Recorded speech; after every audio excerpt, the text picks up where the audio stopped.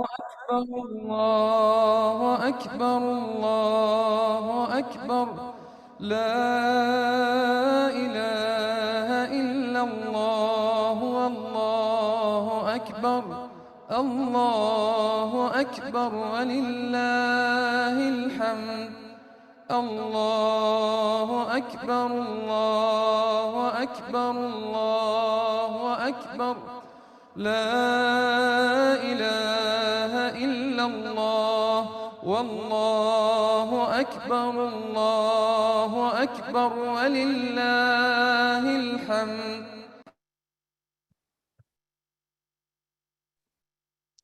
اعوذ باللہ من الشیطان الرجیم بسم اللہ الرحمن الرحیم السلام علیکم ورحمۃ اللہ وبرکاتہ. کیسے ہیں سارے اسٹوڈنٹس؟ آپ سب لوگوں کو ویلکم ہے. قصص القرآن کے سیشن ڈے نمبر 8 ہے ہمارا. الحمدللہ کثیرا. آپ سب انجوائے کر رہے ہیں؟ آپ سب لوگوں کو جو حفظ کر رہے ہیں سورہ النبا کے حفظ کرنے پر مبارکباد. بارک اللہ فیکم. کتنا اچھا فیل ہوتا ہے نا، اتنا اچیومنٹ فیل ہوتا ہے کہ ہم قرآن کا کچھ حصہ ہم نے اپنے سینوں میں محفوظ کر لیا. اور اللہ تعالیٰ سے دعا ہے کہ اللہ تعالیٰ اس کو ہمارے عمل میں بھی محفوظ کر دے، اور قیامت کے دن جب نام اعمال جب ہم اپنے دیکھیں تو اس وقت بھی ہمیں یہ نیکیاں جو ہم ایک ایک حرف کو یاد کرنے کے میں حاصل کرتے ہیں، اللہ تعالیٰ وہ نیکیوں کو ہم دیکھیں اور ہم خوش ہوں. الحمدللہ. اور یہی وہ ہے نا اعمال جو ہم آگے بھیج رہے ہیں. ما قدمت یدا، یعنی ایک مومن کیا بھیجتا ہے آگے؟ نیکیاں بھیجتا ہے، نیک اعمال بھیجتا ہے. تو ہم نیکیوں کو دیکھنے والے ہوں اپنے نام اعمال میں انشاءاللہ. آمین. دعا کے ساتھ ہم آغاز کرتے ہیں. رب اشرح لی صدری ویسر لی امری واحلل عقدۃ من لسانی یفقہوا قولی ربنا زدنا علما اللہم فقہنا فی الدین. آمین. آپ لوگوں کو یاد ہے کہ کل کے لیسن میں ہم نے کیا پڑھا تھا؟ ہم کیا پڑھ رہے تھے کہ اللہ سبحانہ تعالیٰ نے آدم علیہ السلام کی تخلیق کی اور فرشتوں سے کہا کہ ان کو سجدہ کریں، اور کس نے انکار کر دیا تھا؟ کس نے انکار کیا تھا؟ شیطان نے انکار کر دیا تھا. اور کس وجہ سے؟ تکبر کی وجہ سے، ابلیس نے. اور ابلیس کے جو مختلف ٹرکس ہیں، جو اس کے ہتھ کنڈے ہیں، جو اس نے اللہ سبحانہ تعالیٰ سے کہا تھا، وہ کیا تھا؟ کل کے لیسن میں جو ہم نے پڑھا تھا سورہ النساء کی آیات تھی ہماری 118 اور 119 میں، جس میں ہمیں پتہ چلتا ہے کہ شیطان نے کیا کہا تھا کہ وہ انسان کے ساتھ کیا معاملہ کرے گا کہ ضرور بھٹکاؤں گا میں ان کو سیدھے راستے سے، اور لمبی لمبی آرزویں دلاؤں گا تاکہ وہ دنیا کو آخرت پر ترجیح دیں. تو آپ بتائیں کہ یہ جو شیطان جب بھٹکاتا ہے، جو اس کی ٹرکس ہیں، اس میں وہ سب سے پہلے کیا کرنے کی کوشش کرتا ہے؟ کس طرح سے وہ گمراہ کرنے کی کوشش کرتا ہے انسان کو؟ کہاں سے ہٹانے کی کوشش کرتا ہے؟ علم کی طرف آنے سے نا. اور اگر علم نہ ہو انسان کے پاس تو پھر انسان گمراہ ہو جاتا ہے. اگر کسی کو یہی نہیں پتا کہ شیطان ہمارا کھلا دشمن ہے تو وہ کیسے شیطان کے چالوں سے بچ سکتا ہے نا. اگر کسی کو یہی نہیں پتا کہ اس کی چالیں ہوتی کیسی ہیں، وہ کس طرح سے آتا ہے، وہ کبھی آگے سے، کبھی پیچھے سے، کبھی دائیں سے، کبھی بائیں سے، اور وہ کیا کرنے کی کوشش کرتا ہے؟ گناہ کروانے کی کوشش کرتا ہے نا. لیکن کون ہے؟ یعنی آپ دیکھیں کہ علم کی یہاں پر ہمیں اہمیت پتہ چلتی ہے نا، کہ جب انسان کے پاس علم ہوتا ہے، اور کون سا علم؟ کیا اگر صرف دنیا کا علم ہو تو انسان شیطان سے بچ سکتا ہے، اس کی ٹرک سے بچ سکتا ہے؟ جب دین کا علم ہو، اور خاص طور سے دین کیا ہے؟ وحی الہی پر مبنی جو علم ہے، قرآن اور سنت کا علم. جب قرآن اور سنت کا علم ہوتا ہے نا تو پھر انسان چوکنا ہو جاتا ہے. اچھا، کبھی ایسا ہوتا ہے کہ ہم سے گناہ ہو جاتے ہیں؟ ایسا ہوتا ہے؟ کیا ہر انسان سے گناہ ہوتے ہیں؟ کیا جیسے ہمیں پتہ چلتا ہے نا کہ ابن آدم خطاؤن یعنی خطا کار ہے، سارے ابن آدم خطا کار ہیں، لیکن جو بہترین خطا کار ہیں وہ کون ہیں؟ جو توبہ کرنے والے ہیں. تو شیطان کیا کرتا ہے؟ ہم سے گناہ کرواتا ہے نا. اچھا، جب ہم گناہ کر لیتے ہیں تو ہمیں دو طرح کے لوگ نظر آتے ہیں. ایک وہ ہوتے ہیں جو کہتے ہیں کہ معمولی سی تو گناہ ہے، معمولی سی میں نے نافرمانی کی ہے، اللہ تعالیٰ اب اس کو نہیں پکڑے گا، میں نمازیں بھی پڑھتی ہوں، روزے بھی رکھتی ہوں، میں عمرے بھی کر چکی ہوں، میں نے حج بھی کیا ہوا ہے، تو یہ چھوٹے موٹے گناہ جو ہے نا میرے معاف ہو جائیں گے. دوسرا کیا ہے کہ دوسری سوچ کیا ہوتی ہے کہ مایوسی ڈالتا ہے نا وہ ہمارے اندر کہ ہم سے اگر گناہ ہو گئے ہیں اور ہم چھوڑنے کی کوشش کر رہے ہیں لیکن پھر وہ گناہ ہو گیا، تو پھر وہ کیا کرواتا ہے؟ اللہ تعالیٰ کی طرف رجوع نہیں کرنے دیتا، توبہ نہیں کرنے دیتا، اور انسان مایوس ہونے لگتا ہے. وہ کہتا ہے میں کتنی بار اللہ تعالیٰ سے معافی مانگوں. تو انسان کو کبھی مایوس نہیں ہونا چاہیے، کبھی بھی اس کو نا امید نہیں ہونا چاہیے.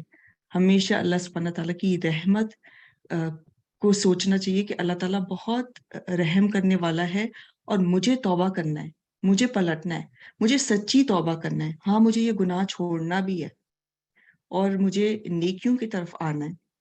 جب ہم نیکی کرنے لگتے ہیں نا تو پھر وہ کیا کرتا ہے؟ وہ وہاں سے بھی روکنے کی کوشش کرتا ہے. اور اگر نیکی کر لیتے ہیں پھر کیا کرتا ہے؟ پھر کیا اس کا ہٹ کندہ ہوتا ہے؟ آپ نے مثلاً سورہ نبا یاد کر لی، آپ نے ایک بہت بڑی چیز اچیو کی، اب وہ کیا کرنے کی کوشش کرے گا؟ ریاکاری. سب کو بتاؤ دیکھو میں نے یہ کیا ہے، میں نے یہ اچیو کیا ہے. اور پھر اگر انسان اس کی وجہ سے اپنے آپ کو بڑی چیز سمجھنے لگ جائے کہ میں نے تو فلاں فلاں حصہ یعنی قرآن کی اتنی آیات میں نے یاد کر لی ہیں، اور دوسرے کو نیچا سمجھنے لگ جائے، تو یہ کیا ہوگا؟ نیکی کو ضائع کرنے والی بات ہوگی. تو شیطان بڑی مختلف طریقوں سے آتا ہے. اور اب دیکھیے رمضان شروع ہو رہا ہے نا، تو ایک بہت ہی ہمارے پاس نا ایک بہت بہترین اپورچونٹی ہے. ہمیں حدیث سے پتہ چلتا ہے، حضرت ابو ہریرہ رضی اللہ تعالیٰ عنہ بیان کرتے ہیں کہ نبی صلی اللہ علیہ وسلم نے فرمایا کہ جب رمضان آتا ہے تو جنت کے دروازے کھول دیے جاتے ہیں، جہنم کے دروازے بند کر دیے جاتے ہیں، اور شیاطین کو قید کر دیا جاتا ہے. تو اب دیکھیں کہ رمضان کا مہینہ جب شروع ہوگا تو شیاطین قید ہو جائیں گے.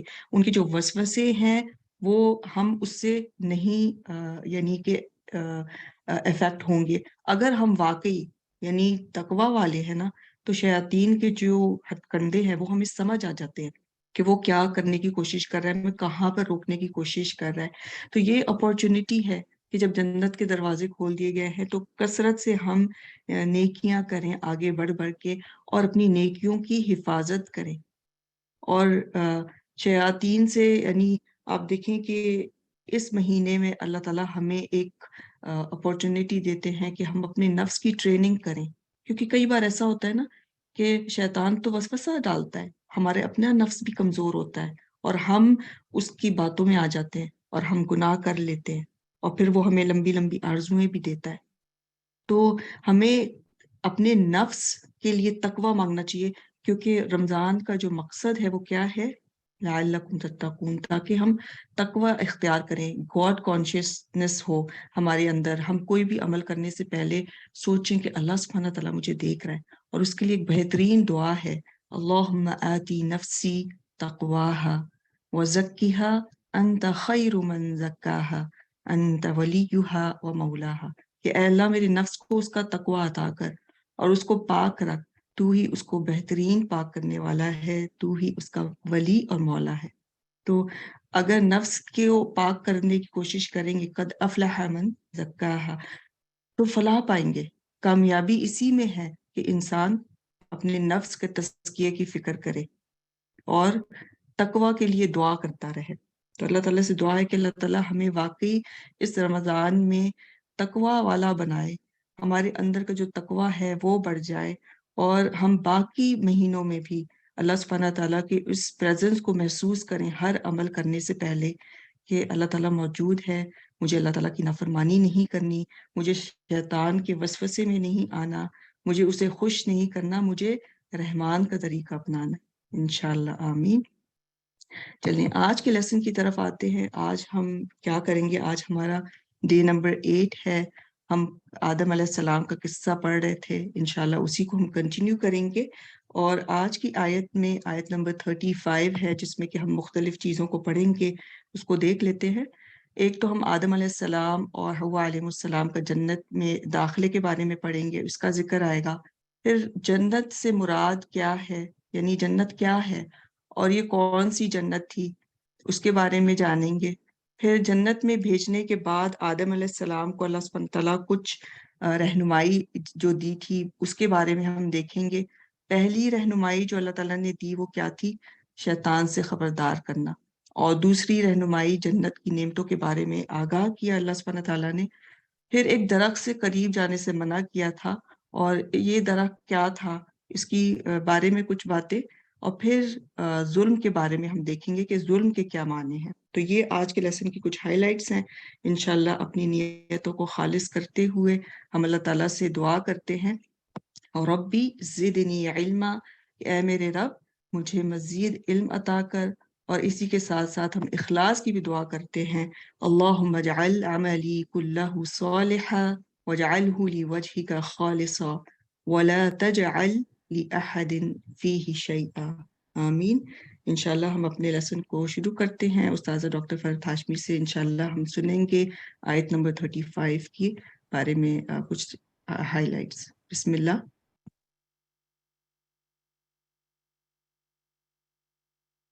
السلام علیکم ورحمۃ اللہ وبرکاتہ۔ کیا حال ہے سب کا؟ ویکینڈ اچھا گزرا؟ نحمده ونصلی علی رسولہ الکریم، اما بعد فاعوذ باللہ من الشیطان الرجیم، بسم اللہ الرحمن الرحیم۔ رب اشرح لی صدری ویسر لی امری واحلل عقدۃ من لسانی یفقہوا قولی۔ الحمد للہ العزیز الوہاب الکریم المنان، من علی المؤمنین بالہدایۃ للایمان وجزاہم علی ایمانہم بالرضا والجنان، وجمع لهم السعادۃ فی الدارین والفوز فی الحیاتین، نحمدہ حمدا کثیرا ونشکرہ شکرا مزیدا۔ ہر طرح کی تعریف اللہ کے لیے ہے جو عزت اور غلبے والا ہے اور خوب عطا کرنے والا ہے، جو نہایت معزز اور بہت احسان کرنے والا ہے۔ اس نے مومنوں پر احسان کیا کہ ان کو ایمان کی طرف ہدایت دی، اور ان کے ایمان پر ان کو اپنی خوشنودی اور جنتوں کا بدلہ دیا، اور ان کے لیے دونوں جہانوں میں خوش نصیبی کو جمع کر دیا اور دونوں زندگیوں میں کامیابیوں کو جمع کر دیا۔ ہم اللہ کی بہت زیادہ حمد کرتے ہیں اور اس کا مزید شکر ادا کرتے ہیں۔ نحن نقص عليك أحسن القصص بما أوحينا إليك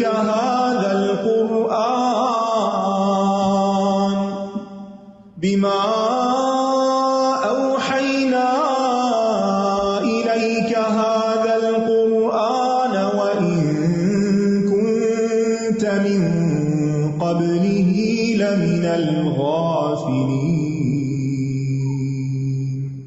پچھلی آیات میں آدم علیہ السلام کو جو فضیلتیں عطا ہوئی تھی، کچھ ان کا ذکر تھا کہ اللہ تعالیٰ نے ان کی تخلیق کی، انہیں علم کی بدولت فضیلت دی، فرشتوں کو انہیں سجدہ کرنے کا حکم دیا۔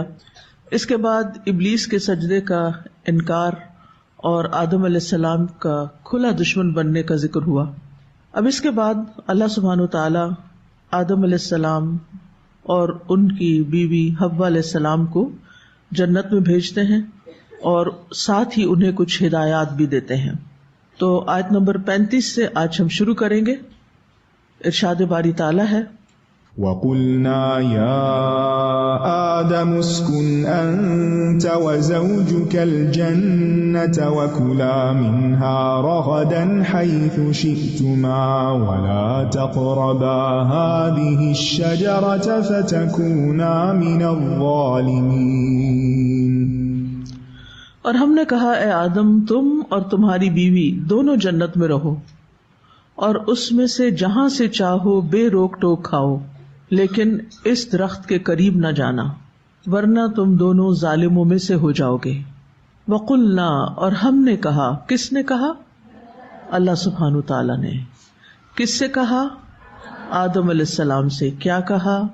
یا آدم اسکن انت، رہو تم، وزوجک، اور تمہاری بیوی بھی، الجنت، جنت میں۔ اس آیت میں آدم علیہ السلام کی ایک اور فضیلت کا ذکر ہو رہا ہے کہ فرشتوں سے سجدہ کروانے کے بعد اللہ تعالیٰ نے انہیں جنت کی سکونت عطا فرمائی اور فرمایا یا آدم اسکن انت، اے آدم رہو تم، وزوجک، اور تمہاری زوج۔ اسکن یعنی سکونت اختیار کرو، رہنا شروع کرو، اور تمہاری زوج بھی۔ زوج کا لفظ جو ہے عربی زبان میں مرد اور عورت دونوں کے لیے بولا جاتا ہے، اسپاؤز کے معنوں میں آتا ہے۔ عورت کے لیے مرد زوج ہے اور مرد کے لیے عورت زوج ہے۔ اگرچہ عربی میں زوجہ کا لفظ بھی استعمال ہوتا ہے لیکن زیادہ بہتر زوج ہے، اور یہاں مراد ہیں حوا علیہ السلام۔ اور اس آیت سے پتہ چل رہا ہے کہ اس وقت تک حوا علیہ السلام پیدا ہو چکی تھی، اسی لیے اللہ سبحانہ وتعالیٰ آدم علیہ السلام کو انہیں ساتھ لے کر جانے کا حکم دے رہے ہیں۔ سورۃ النساء کی آیت نمبر 1 میں آتا ہے یا ایھا الناس اتقوا ربکم الذی خلقکم من نفس واحدۃ وخلق منها زوجها وبث منهما رجالا کثیرا ونساء واتقوا اللہ الذی تساءلون به والارحام ان اللہ کان علیکم رقیبا۔ اے لوگو، ڈرو اپنے رب سے جس نے تمہیں ایک جان سے پیدا کیا اور اسی سے اس کا جوڑا بنایا۔ تو اس سے پتہ چلا کہ آدم علیہ السلام سے ہی حوا علیہ السلام کو پیدا کیا گیا تھا۔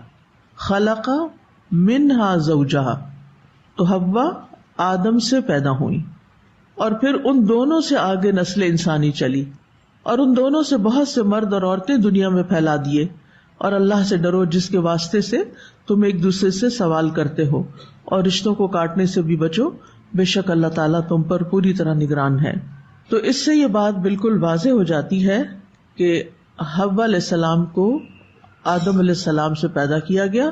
ایک حدیث سے بھی ہمیں پتہ چلتا ہے کہ حوا علیہ السلام کو حضرت آدم کی پسلی سے پیدا کیا گیا تھا۔ اور ان کو کیوں پیدا کیا گیا؟ ایک اور جگہ پر اللہ تعالیٰ فرماتے ہیں هو الذی خلقکم من نفس واحدۃ، وہ اللہ ہی ہے جس نے تمہیں ایک جان سے پیدا کیا، وجعل منہا زوجہا، اور اسی جان سے اس کا جوڑا بنایا۔ کیوں؟ لیسکن الیہا، تاکہ وہ اس سے سکون حاصل کرے۔ تو ہسبینڈ وائف کا جو رشتہ ہے وہ ایک دوسرے کے لیے باعث سکون ہے۔ یہ سورۃ الاعراف کی آیت ہے، یعنی شوہر کے لیے بیوی کیا ہے؟ سکون فراہم کرنے کا باعث ہے، اور بیوی کے لیے شوہر۔ اب ہم بحیثیت خواتین ہونے کے ہم سب اپنی اس ذمہ داری کو سمجھیں کہ خاص طور پر ایک عورت جو ہے، کیونکہ آپ دیکھیں نا یہاں خلقکم من نفس واحدۃ وجعل منہا زوجہا، جعل منہا یعنی آدم سے زوجہا، زوج پیدا کی۔ تو یہاں زوج سے مراد کون ہے؟ پھر حوا، یعنی عورت پیدا کی گئی بحیثیت زوج کے۔ کیوں پیدا کی گئی؟ لیسکنا، یسکنا مذکر کا صیغہ ہے، الیہا اس کی طرف۔ تو بحیثیت بیوی کے ایک عورت کی کیا ذمہ داری بنتی ہے؟ کیا سمجھ میں آ رہا ہے کہ وہ کیا کرے؟ گھر میں سکون کا باعث ہو، خاص طور پر شوہر کے لیے۔ ایسے مسائل کھڑے نہ کرے، ایسی زبان استعمال نہ کرے، ایسا رویہ اور ایسا بیہیویئر اختیار نہ کرے کہ جس سے شوہر بے سکون ہو کر رہ جائے اور پھر وہ اور طرف دیکھنے لگے یا کچھ اور چاہنے لگے۔ تو جو عورت گھر میں سکون کا باعث ہوتی ہے وہ باعث برکت ہوتی، اور اس چیز کو آپ نے شادی کے بعد اپنا گول بنانا ہے کہ میں نے گھر میں سکون پیدا کرنا ہے، میں نے سکون کا باعث ہونا ہے۔ پھر آپ دیکھیے کہ جب وہ ماں بنتی ہے تو وہ کس کے لیے باعث سکون ہوتی ہے؟ اپنے بچوں کے لیے۔ بچوں کو ذرا سی بھی تکلیف ہوتی ہے تو کس کی طرف دوڑتے ہیں؟ ماں کی طرف دوڑتے ہیں۔ باپ بھی بیٹھا ہوتا ہے لیکن وہ کس کی گود میں آ کے گرتے ہیں؟ ماں کی گود میں، ماں سے چمٹتے ہیں، کیونکہ ان کو پتا ہے کہ ماں ہمارے لیے سکون کا باعث ہے اور ہونا بھی چاہیے۔ لیکن ماں کو پھر باعث سکون بننے کے لیے، بیوی کو باعث سکون بننے کے لیے بہت سی ضبط نفس کی بھی ضرورت ہے، برداشت کی بھی ضرورت ہے، صبر کی ضرورت ہوتی ہے۔ اور اسی طرح ماں بننے کے لیے یا ماں ہوتے ہوئے بھی بچوں کے رویے کے مقابلے میں اپنے آپ کو بہت کام ڈاؤن رکھنے کی ضرورت ہوتی ہے. اور پھر آپ دیکھیے کہ اس میں ہمارے لیے ایک بہترین رول ماڈل بھی ہیں. کوئی نام بتائے گا ان کا؟ حضرت خدیجہ. تھوڑی سی آواز آئی ہے کہیں سے. حضرت خدیجہ کیسی تھی؟ نبی صلی اللہ علیہ وسلم کو ان سے بہت محبت تھی. یہ محبت مفت میں نہیں ملتی. ایک ہوتی ہے جذباتی محبت جو شادی سے پہلے ہو سکتی ہے, شادی کے شروع میں ہو سکتی ہے, لیکن یاد رکھیے اس کے بعد محبت ارن کرنی پڑتی ہے. وہ جذباتی وقت گزر جاتا ہے, پھر آپ کو اس گھر میں اپنی جگہ بنانی پڑتی ہے, محبت کے ساتھ, پیار کے ساتھ, اچھے اخلاق کے ساتھ. ٹھیک ہے. تو حضرت خدیجہ کا کردار کیا ہے؟ کیا تھا حضرت خدیجہ کا کردار؟ وہ کیا کرتی تھی؟ وہ بہت کیئرنگ تھی. وہ عام طور پر بھی کیئرنگ تھی, لیکن خصوصی طور پر ان کا یہ رول کہاں نمایاں ہو کر سامنے آتا ہے؟ جب نبی صلی اللہ علیہ وسلم کو نبوت ملتی ہے, بعثت کے موقع پر. آپ گھبرائے ہوئے ہیں اور وہ آپ کو تسلی دیتی ہیں, وہ آپ کی خوبیوں کا ذکر کرتی ہیں. یہ سب کچھ اچانک ہی ہو گیا تھا؟ نہیں, یہ ایک کنٹینیوس پیٹرن تھا, ایک پیچھے سے خیال چلا آ رہا تھا. یاد رکھیے کہ جو ہمارے ریلیشن شپ ہوتے ہیں نا, اس میں ایک کانسٹنٹ تھنکنگ ہماری ان ریلیشنز کے بارے میں ہوتی ہے جن کے ساتھ ہم رہ رہے ہوتے ہیں نا, چاہے والدین ہیں, بہن بھائی ہیں, بچے ہیں, میاں بیوی ہیں. وہ ایک دوسرے کے بارے میں ایک گمان رکھتے ہیں, ایک مان رکھتے ہیں. مان ہوتا ہے نا, مان کا مطلب پتہ ہے کہ مجھے اس پہ بڑا مان تھا, یعنی بڑا اعتبار تھا اور خیر کی توقع تھی, لیکن آج میرا مان ٹوٹ گیا, یعنی مشکل وقت میں اس نے میرا ساتھ نہیں دیا. تو جتنے بھی ہمارے ریلیشن شپ ہوتے ہیں اس کے اندر ہماری دوسرے کے بارے میں کچھ نہ کچھ توقع ضرور ہوتی ہے, کچھ مان ہوتا ہے, کچھ احساسات ہوتے ہیں, کچھ خیالات ہوتے ہیں. ہمارے ذہن میں اس کے لیے مسلسل ایک سوچ ڈیولپ ہو رہی ہوتی ہے, ایک مخصوص تھنکنگ پیٹرن بنتا ہے, اور یہ اندر چل رہا ہوتا ہے. وہ محبت کا ہو سکتا ہے, وہ نفرت کا ہو سکتا ہے, وہ بدگمانی, وہ کچھ بھی ہو سکتا ہے. لیکن جب ایسی کوئی سچویشن سامنے آتی ہے نا جس میں جو ان یوزول ہوتی ہے, ان ایکسپیکٹڈ ہوتی ہے, تو اس میں کیا ہوتا ہے, وہ ایک دم باہر آ جاتا ہے, انسان کی اصلیت ظاہر ہو جاتی. اگر آپ کو کسی سے محبت ہوتی ہے اور اس کو کوئی تکلیف پہنچتی ہے تو کیا آپ کو کوئی جھوٹے آنسو بہانے پڑتے ہیں؟ کیا ہوتا ہے, ایک دم آنسو بہنے لگتے ہیں, بغیر کچھ کیے آپ برداشت ہی نہیں کر پاتے. اور یہ آنسو اس احساس کے تحت ہوتے ہیں, یا ان خیالات کے تحت ہوتے ہیں, یا ان جذبات کے تحت ہوتے ہیں جو پہلے سے ہی آپ کے دل میں اس شخص کے لیے ہوتے ہیں. اسی طرح کسی کی تکلیف کے بارے میں آپ سنتے ہیں تو آپ خوش ہوتے ہیں, ایسے ہوتا ہے, اچھا اس کو مزہ آیا, اس کو اور مزہ آیا, اس کو بھی پتا چلے, یہ جو دوسروں کو تنگ کرتا رہتا ہے اس کو بھی اللہ نے مزہ چکھایا. یہ چاہے آپ منہ سے نہیں بھی بولتے, لیکن کیا ہوتا ہے, دل میں ضرور آتا ہے خیال. اور جس نے آپ پر احسان کیا ہوتا ہے اس کو کوئی تکلیف پہنچے تو آپ کے دل سے دعائیں نکلنے لگتی, آپ سجدے میں گر پڑتے ہیں, آپ نفل پڑھنے لگتے ہیں, آپ صدقہ کرنے لگتے ہیں. آپ کو بالکل طرز عمل ہی اور ہوتا ہے جس کا آپ پر کوئی احسان ہوتا ہے اس کے ساتھ. اس کو دکھ پہنچے تو آپ کو دکھ پہنچتا ہے, آپ کی نیند اڑ جاتی ہے. اچھا, اسی چیز کو ذہن میں رکھیے. اور ابلیس کا وہ جو ریاکشن تھا سجدہ نہ کرنے کا, کہ آدم کو میں نے سجدہ نہیں کرنا, آپ کا کیا خیال ہے کہ وہ اچانک ہی کچھ ہو گیا تھا؟ ایک تو وہ پرانے ایگو کے مرض کا شکار تھا شروع سے ہی, اور اپنے آپ کو بڑا ثابت کرنا چاہتا تھا, اسی لیے اس نے اتنی عبادت کا ڈھونگ رچایا کہ وہ فرشتوں کے کمپنی تک جا پہنچا, یعنی فرشتوں کا ہم نشین ہو گیا, کیونکہ فرشتے آبویسلی ان کا ایک مقام ہے. تو یعنی اس نے ایسے ایسے کام کیے کہ لوگ اس کو بھی فرشتہ سمجھے, لیکن اللہ تعالیٰ کو پتا تھا کہ یہ فرشتہ ہے نہیں, یہ اندر سے کچھ اور ہے, اس کے اندر ایگو ہے, اس کے اندر آدم کے خلاف ایک خیال چل رہا ہے. وہ جو ڈھانچہ دیکھا تھا نا اس نے کہ یہ جب انسان بن کے پیدا ہو کے سامنے آئے گا تو یعنی میرا اس کے ساتھ کیا ریلیشن شپ ہوگا, اس کو بہکانا یا اس کو اپنے نیچے لگانا تو میرے لیے بڑا آسان ہے, کیونکہ اندر سے کھوکھلا ہے. وہ پیچھے پڑ چکے ہیں نا, اس کا ایک گمان تھا انسان کے بارے.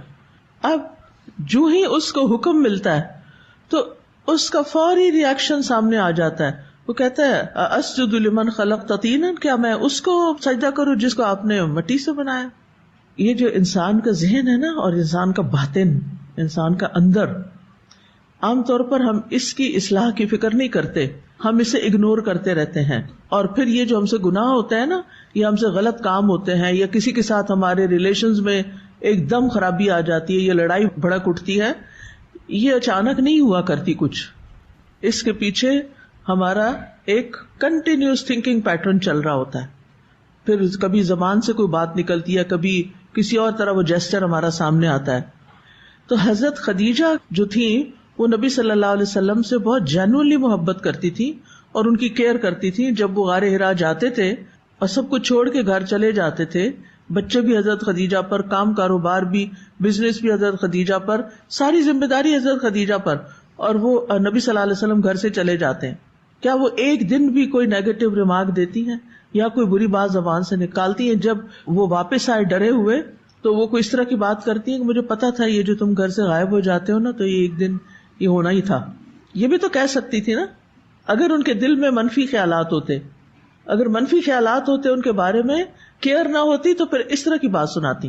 لیکن بالکل ایک اور چیز سامنے آتی ہے، ان کی ساری محبت امٹ کے الفاظ میں باہر آتی ہے، اور ساری کیئر کے اللہ کی قسم اللہ آپ کو کبھی رسوا نہیں کرے گا. آپ تو غریبوں کی مدد کرتے ہیں اور مہمانوں کی کیئر کرتے ہیں، اور جو بھی ساری صفات تھیں آپ کی انہوں نے بیان کی. تو ہمارے جو ریلیشن شپ ہیں، خاص طور پر یہاں چونکہ حضرت آدم کے لیے حوا پیدا کر دی گئی، اور پیدا کرنے کا مقصد بھی بتا دیا گیا کہ ایک عورت کا رول گھر میں کیا ہوتا ہے، ایک خاندانی زندگی، کیونکہ ہم خاندان کے بغیر تو رہ نہیں سکتے نا، ہم کسی آئی لینڈ پہ اکیلے آئسولیشن میں تھوڑی رہ سکتے ہیں، ہمیں انسانوں کی ضرورت. تو یہ نیچرل فطری طریقہ ہے زندگی بسر کرنے کا، شادی شدہ زندگی. یہ سنت کے قریب ہے، یہ نصف ایمان ہے. یعنی بعض اوقات ہم سمجھتے ہیں کہ شادی نہ کرنا شاید زیادہ دینداری کا کام ہے، نہ ہو تو وہ ایک الگ بات ہے، لیکن یہ سوچ غلط ہے کہ شادی ہونی نہیں چاہیے.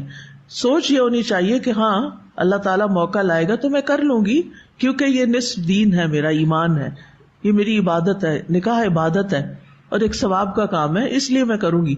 عیسائیت میں یہ ہے کہ راہبانہ زندگی گزارو، شادی نہ کرو، وہ ان کی عبادت ہے کہ جنگلوں میں نکل جاؤ، مونکس بن کے رہو. لیکن اسلام میں ایسا نہیں ہے، کیونکہ فطرت کے خلاف ہے. اگر کوئی ایسا کرے گا تو پھر غلط طریقے بھی اختیار کر سکتا ہے. تو اس لیے شادی ایک نیچرل چیز ہے. مرد کو عورت کی ضرورت ہوتی ہے اور عورت کو بھی مرد کی ضرورت ہوتی ہے. یعنی اکیلے رہنا بالکل ایک اور چیز ہے، یعنی دونوں ایک دوسرے سے بے نیاز نہیں رہ سکتے. لیکن ان ریلیشن شپس میں قربانی دے کر اپنے رول کو سمجھنے کی ضرورت ہوتی کہ میرا رول کیا ہے. گھر میں سکون پیدا کرنا، گھر کے سکون کو برقرار رکھنا. یہ نہیں کہ صبح صبح اٹھنا اور موڈ آف لے کے اٹھنا تاکہ پہلا چہرہ ہمارا جو کسی کو نظر آئے بغیر اسمائل کے، اور بچے بھی دیکھ کے پریشان ہو اور ماں باپ بھی دیکھ کے، اور کہ پتہ نہیں کیا آفت ٹوٹ پڑی. یہ ناشکرا پن ہوتا ہے. ٹھیک ہے انسان تھکا ہوا بھی ہو، بیمار بھی ہو، کچھ بھی ہو، لیکن ایک اسمائل کرنے میں تو کچھ خرچ نہیں کرنا پڑتا نا. کیا خیال ہے؟ آپ دیکھیں چھوٹے چھوٹے بچے ہوتے ہیں نا، وہ صبح جاگتے ہیں تو سب سے پہلے کیا کرتے ہیں؟ کبھی دیکھا چھوٹا بچہ صبح صبح نہ صحیح دن کو بھی جب بچہ سو کے اٹھتا ہے، اور کبھی کبھی سوئے سوئے کیا کرتا ہے، اور جو بڑے ہوتے جاتے ہیں تو کیا کرتے ہیں، اسمائل غائب ہونا شروع ہو جاتی. اللہ نے ہمیں فطرت میں پیدا کی، اسمائل کے ساتھ پیدا کیا ہے، لیکن ہمیں رونا زیادہ پسند ہے. تو بہرحال اب آپ دیکھیں کتنی آئیڈیل زندگی ہے، ہسبینڈ وائف دونوں ہیں، کوئی بچے نہیں، ابھی کچھ نہیں، بہت انجوائے کرنے کے دن ہے اور جنت میں رہ رہے ہیں، سبحان اللہ. لیکن ہوتا یہی ہے کہ جہاں زندگی میں اتنی نعمتیں ہوتی ہیں وہاں آزمائشیں بھی آ جاتی ہیں. جنت جو ہے یہ لغت میں اس باغ کو کہتے ہیں جو گھنے درختوں والا اور لپٹی ہوئی شاخوں والا ہوتا ہے. یعنی شاخیں ایک دوسرے کے بیچ میں گھس رہی ہوتی ہیں، ایک دوسرے سے لپٹ رہی ہوتی ہیں. آپ نے دیکھا ہوگا نا کہ بعض درختوں کے ساتھ اور بیلیں چڑھ کے وہ ان کے اوپر لپٹ جاتی ہیں. ایسے درختوں والی جگہ باغ کہلاتی، اور اس کے گھنے درخت زمین کو بھی چھپا لیتے ہیں. اور یہ لفظ جن سے ماخوذ، جن وہ چیز ہوتی ہے جو حواس خمسہ سے چھپی ہوئی ہو، تو اللہ تعالیٰ نے ان کو جنت میں بھیجا. کتنے اچھے دن ہوں گے، کتنی خوشی کے. اور پھر آپ دیکھیے کہ جہاں بھی وہ تھے وہاں کوئی اور انسان نہیں، کچھ نہیں، وہ دونوں ایک دوسرے کے ساتھ، یعنی ان کی جو انٹیمیسی ہے اور ایک دوسرے کے ساتھ تعلق ہے اور ایک بہترین ریلیشن شپ ہے. اب سوال یہ پیدا ہوتا ہے کہ جنت کہاں تھی، کون سی تھی، ارضی تھی یا سماوی تھی، زمین پہ تھی یا آسمان پہ تھی؟ بعض لوگوں کا خیال یہ ہے کہ یہ زمین پہ کوئی باغ تھا، یہ خیال ہے، ایک رائے پائی جاتی ہے، اور وہ مقام عدن یا فلسطین کا تھا۔ وہ کہتے ہیں کہ اگر یہاں جنت سے جنت الخلد مراد ہوتی تو ابلیس جنت میں نہ پہنچ سکتا، کیونکہ اللہ تعالیٰ فرماتے ہیں لا یسمعون فیہا لغوا ولا کذابا، کہ جنت میں نہ وہ کوئی بیہودہ بات سنیں گے نہ جھوٹ، تو ابلیس نے تو بہت سے جھوٹ بولے۔ پھر وہ کہتے ہیں کہ اہل جنت تو جنت سے باہر نہیں نکلیں گے، وما ہم منہا بمخرجین، ان کو وہاں سے نکالا نہیں جائے گا، تو یہاں تو آدم علیہ السلام کو نکال دیا گیا۔ لیکن بات یہ ہے کہ یہ اصل میں وہی جنت ہے جو ہمارے ہاں جنت کے طور پر پہچانی جاتی ہے، جس کو ہم جنت سمجھتے ہیں۔ لفظی معنوں میں وہ کوئی عام باغ نہیں ہے، کیونکہ اللہ تعالیٰ نے یہاں الف لام کے ساتھ الجنہ بھی کہا ہے، یا آدم اسکن انت وزوجک الجنہ، ال لگ جائے تو کیا بن جاتا ہے؟ خاص، ٹھیک ہے۔ تو دوسرا گروہ کہتا ہے کہ نہیں، یہ وہی خاص جنت ہے، کیونکہ اللہ تعالیٰ نے جنت کو معرف باللام ذکر کیا ہے، اور دیگر آیات میں جنت کی جو صفات بیان ہوئی ہیں وہ اس جنت کے بارے میں ہے جس میں آخرت میں مسلمان جائیں گے، کہ جب سب لوگ وہاں چلے جائیں گے تو وہاں کوئی بیہودہ کلام نہیں ہوگا، وہاں سے نکالے نہیں جائیں گے۔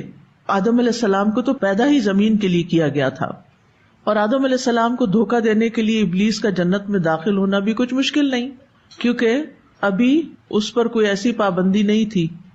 اور یہ بھی کہتے ہیں کہ اللہ تعالیٰ فرماتے ہیں قُلْنَا اهْبِطُوا مِنْهَا جَمِيعًا، ہم نے کہا تم سب یہاں سے اتر جاؤ، اور سب سے مراد کون ہے؟ آدم، حوا، ابلیس، سب۔ اور حبطہ کا معنی ہوتا ہے بلندی سے نیچے آنا، یعنی اس سے پتہ چلتا ہے کہ ابلیس وہاں اندر گیا اور وہ سب کچھ اس نے کیا، اور پھر اکٹھے ہی سب کو اتار دیا گیا۔ ایک اور حدیث بھی جو صحیح مسلم کی ہے، اس سے بھی یہ دلیل ملتی ہے کہ یہ وہی جنت ہے جس میں آخرت میں لوگ جائیں گے۔ حذیفہ رضی اللہ عنہ سے روایت ہے کہ رسول اللہ صلی اللہ علیہ وسلم نے فرمایا کہ اللہ تعالیٰ قیامت کے دن تمام انسانوں کو جمع فرمائیں گے، ایمان والے کھڑے ہوں گے یہاں تک کہ جنت ان کے قریب کر دی جائے گی، وَأُزْلِفَتِ الْجَنَّةُ لِلْمُتَّقِينَ۔ پھر لوگ آدم علیہ السلام کے پاس آئیں گے اور عرض کریں گے اے ہمارے باپ، ہمارے لیے جنت کا دروازہ کھلوائیے۔ تو وہ فرمائیں گے کہ تمہارے باپ کی ایک ہی خطا نے تمہیں جنت سے نکالا تھا، میں اس کا اہل نہیں ہوں، یعنی میں نہیں کھلوا سکتا، جنت سے نکالا تھا۔ تو اس میں انہوں نے زمین کے کسی باغ کا ذکر نہیں کیا، اسی جنت کا ذکر کیا ہے۔ جاؤ میرے بیٹے ابراہیم کے پاس، وہ اللہ کے خلیل ہیں، یعنی ان سے کہو کہ وہ کھلوائیں۔ اور ویسے بھی آپ دیکھیں کہ یہاں لفظ اسکن استعمال ہوا ہے، سکنا۔ سکنا کا مطلب ہوتا ہے ٹھہرنا، رہائش رکھنا، اور یہ اس سکون کے علاوہ ہے جو حرکت کا اپوزٹ ہوتا ہے۔ تو لفظ اسکن سے بھی پتہ چلتا ہے کہ وہ ٹیمپریریلی وہاں ٹھہرے تھے، ہمیشہ کے لیے نہیں، یعنی آدم اور حوا کو ہمیشہ کے لیے جنت میں نہیں بھیجا گیا تھا، کیونکہ انہیں تو پیدا ہی کس لیے کیا گیا تھا۔ قال ربک للملائکۃ انی جاعل فی الارض خلیفہ، وہ ارض کے لیے تھے، لیکن یہ آپ کہہ سکتے ہیں کہ امتحان کے لیے جنت میں بھیجے گئے، اور یہ بھی کہا جا سکتا ہے کہ ہنی مون کے لیے بھیجے گئے، کہ دنیا میں آنے سے پہلے ان کو ایک خوبصورت جگہ پر رکھا گیا، اور امتحان بھی ساتھ تھا، اور کچھ اور سکھانا بھی مطلوب تھا جو اگلی آیات سے آپ کو پتہ چلے گا۔ لیکن اصل حکمت دراصل اللہ تعالیٰ ہی جانتا ہے۔ جو ہمیں ظاہری وجوہات نظر آتی ہیں وہ یہی کہ ان کا امتحان مقصود تھا، اور انہیں دنیا میں بھیجنے سے پہلے جنت دکھا دی گئی کہ یہ اصل میں تمہارا گھر ہے، یہاں آنا ہوگا، لیکن اس کے لیے اپنے دشمن کو پہچان کے، اس کی چالوں سے بچ کے، اللہ کا اطاعت گزار بن کے آنا ہوگا۔ اگر تم شیطان کی باتیں مانتے رہے تو یہاں نہیں آ سکتے۔ پھر اب یہ بھی ہو سکتا تھا کہ آدم اور حوا جو ہیں وہ شیطان کی باتوں میں نہ آتے، پھر بھی دنیا میں بھیجے جاتے، لیکن وہ بھیجا جانا کچھ اور طرح ہوتا۔ اب یہاں ایک اور طرح سے بھیجا جا رہا ہے۔ یہ جو نا یا آدم اسکن انت وزوجک الجنہ، تو قرطبی کہتے ہیں، امام قرطبی ایک مفسر ہیں، کہ اس میں یہ اشارہ ہے کہ آدم علیہ السلام جنت میں سکونت اختیار کر سکتے تھے، لیکن وہ اس کے مالک نہیں تھے، وہاں ہمیشہ کے لیے نہیں تھے، کیونکہ سکن کو سکن اس لیے کہتے ہیں کہ اس جگہ پر نفس سکون پاتا ہے۔ جیسے گھر میں انسان آ کے سکون میں آ جاتا ہے، چاہے کسی 7 اسٹار ہوٹل میں رہ کے کیوں نہ آیا ہو، لیکن گھر کا سکون اور طرح ہوتا ہے. تو کیا بات پتہ چلی کہ جنت میں کیوں بھیجا گیا؟ آدم اور حوا کو پتہ چل جائے کہ اصل ٹھکانہ یہ ہے، لیکن اس کو ارن کرنا پڑے گا، ایسے نہیں جا سکتے اس میں. دوسرا یہ کہ انہیں امتحان اور آزمائش کے لیے بھیجا گیا اس جگہ پر، تاکہ دیکھا جا سکے کہ آدم علیہ السلام اور ان کی اولاد شیطان کے مقابلے میں اللہ کی کتنی اطاعت کرتی ہے. تیسری بات یہ کہ شیطان کی چالوں سے بچنے سے ڈرانے کے لیے اور اس کی اتباع کرنے سے جو انجام ہے اس کا مشاہدہ کروانے کی غرض سے جنت میں بھیجا گیا. اور حقیقت یہ ہے کہ اللہ ہی بہتر جانتا ہے کہ اللہ تعالیٰ نے یہ فیصلہ کیوں کیا کہ زمین پر بھیجنے سے پہلے انہیں کچھ عرصے کے لیے جنت میں کیوں بھیجا. بہرحال یہ حکم ملا، یا آدم اسکن انت و زوجک الجنہ. یہاں خطاب کس کو ہے؟ کس کو خطاب ہے؟ آدم علیہ السلام. یا آدم اسکن سنگولر، انت و زوجک، زوج کس کتابیں ہیں؟ حوا کس کتابیں ہیں؟ آدم علیہ السلام کی. تو ٹھکانہ فراہم کرنا کس کا کام ہوتا ہے؟ شوہر کا. شوہر کا کام ہوتا ہے. اس لیے شادی کر کے شوہر بیوی کو اپنے گھر لاتا ہے، یا جہاں بھی اس نے رکھنا وہاں لے کر آتا ہے. ٹھیک ہے نا؟ اسی لیے موسیٰ علیہ السلام 10 سال تک تو رہے اپنے سسرال میں، لیکن پھر اس کے بعد ان کو لے کر واپس اپنے ملک آئے. کہاں؟ مصر. اور راستے میں ان کو نبوت مل گئی. تو یہ ایک فطری طریقہ ہے. اور اللہ تعالیٰ نے مرد کو جو قوام بنایا ہے وہ اسی وجہ سے بنایا ہے کہ اس کے اوپر کچھ ذمہ داریاں ڈالی ہیں. سکنا یعنی رہائش فراہم کرنے کی، نان نفقہ فراہم کرنے کی، کھلانے پلانے کی، یہ مرد کی ذمہ داری ہے. عورت کو گھر کا سکون بنانا ہے، گھر کو خوبصورت بنانا ہے، تاکہ گھر ایک اچھی جگہ ہو جہاں بچے اور ایک خاندان اچھے سے پرورش پا سکے. اگلا حکم دونوں کے لیے اکٹھا ہے. یہ آپ خوبصورتی دیکھیے، وَكُلَا، اور تم دونوں کھاؤ. پہلا حکم صرف آدم علیہ السلام کے لیے اور دوسرا حکم دونوں کے لیے. وَكُلَا، دونوں کھاؤ، منہا، اس سے، کس سے؟ جنت سے، رغدن، خوب جی بھر کے، اچھی طرح. رغد لغت میں ایسے رزق کو کہتے ہیں جس کے حصول میں کوئی محنت مشقت نہ ہو اور وہ اتنی کثیر مقدار میں ہو کہ اس کے ختم ہو جانے یا کم ہو جانے کا خطرہ بھی نہ ہو. یعنی با فراغت، وافر. اچھی زندگی اور اچھی معیشت کو بھی رغد کہتے ہیں. ارغد القوم اس وقت کہتے ہیں جب کوئی لوگ خوشحال زندگی بسر کر رہے ہوں، اور رغد ایسے خوشگوار گھر کو بھی کہتے ہیں جس میں کوئی تھکاوٹ نہ ہو، پرسکون گھر.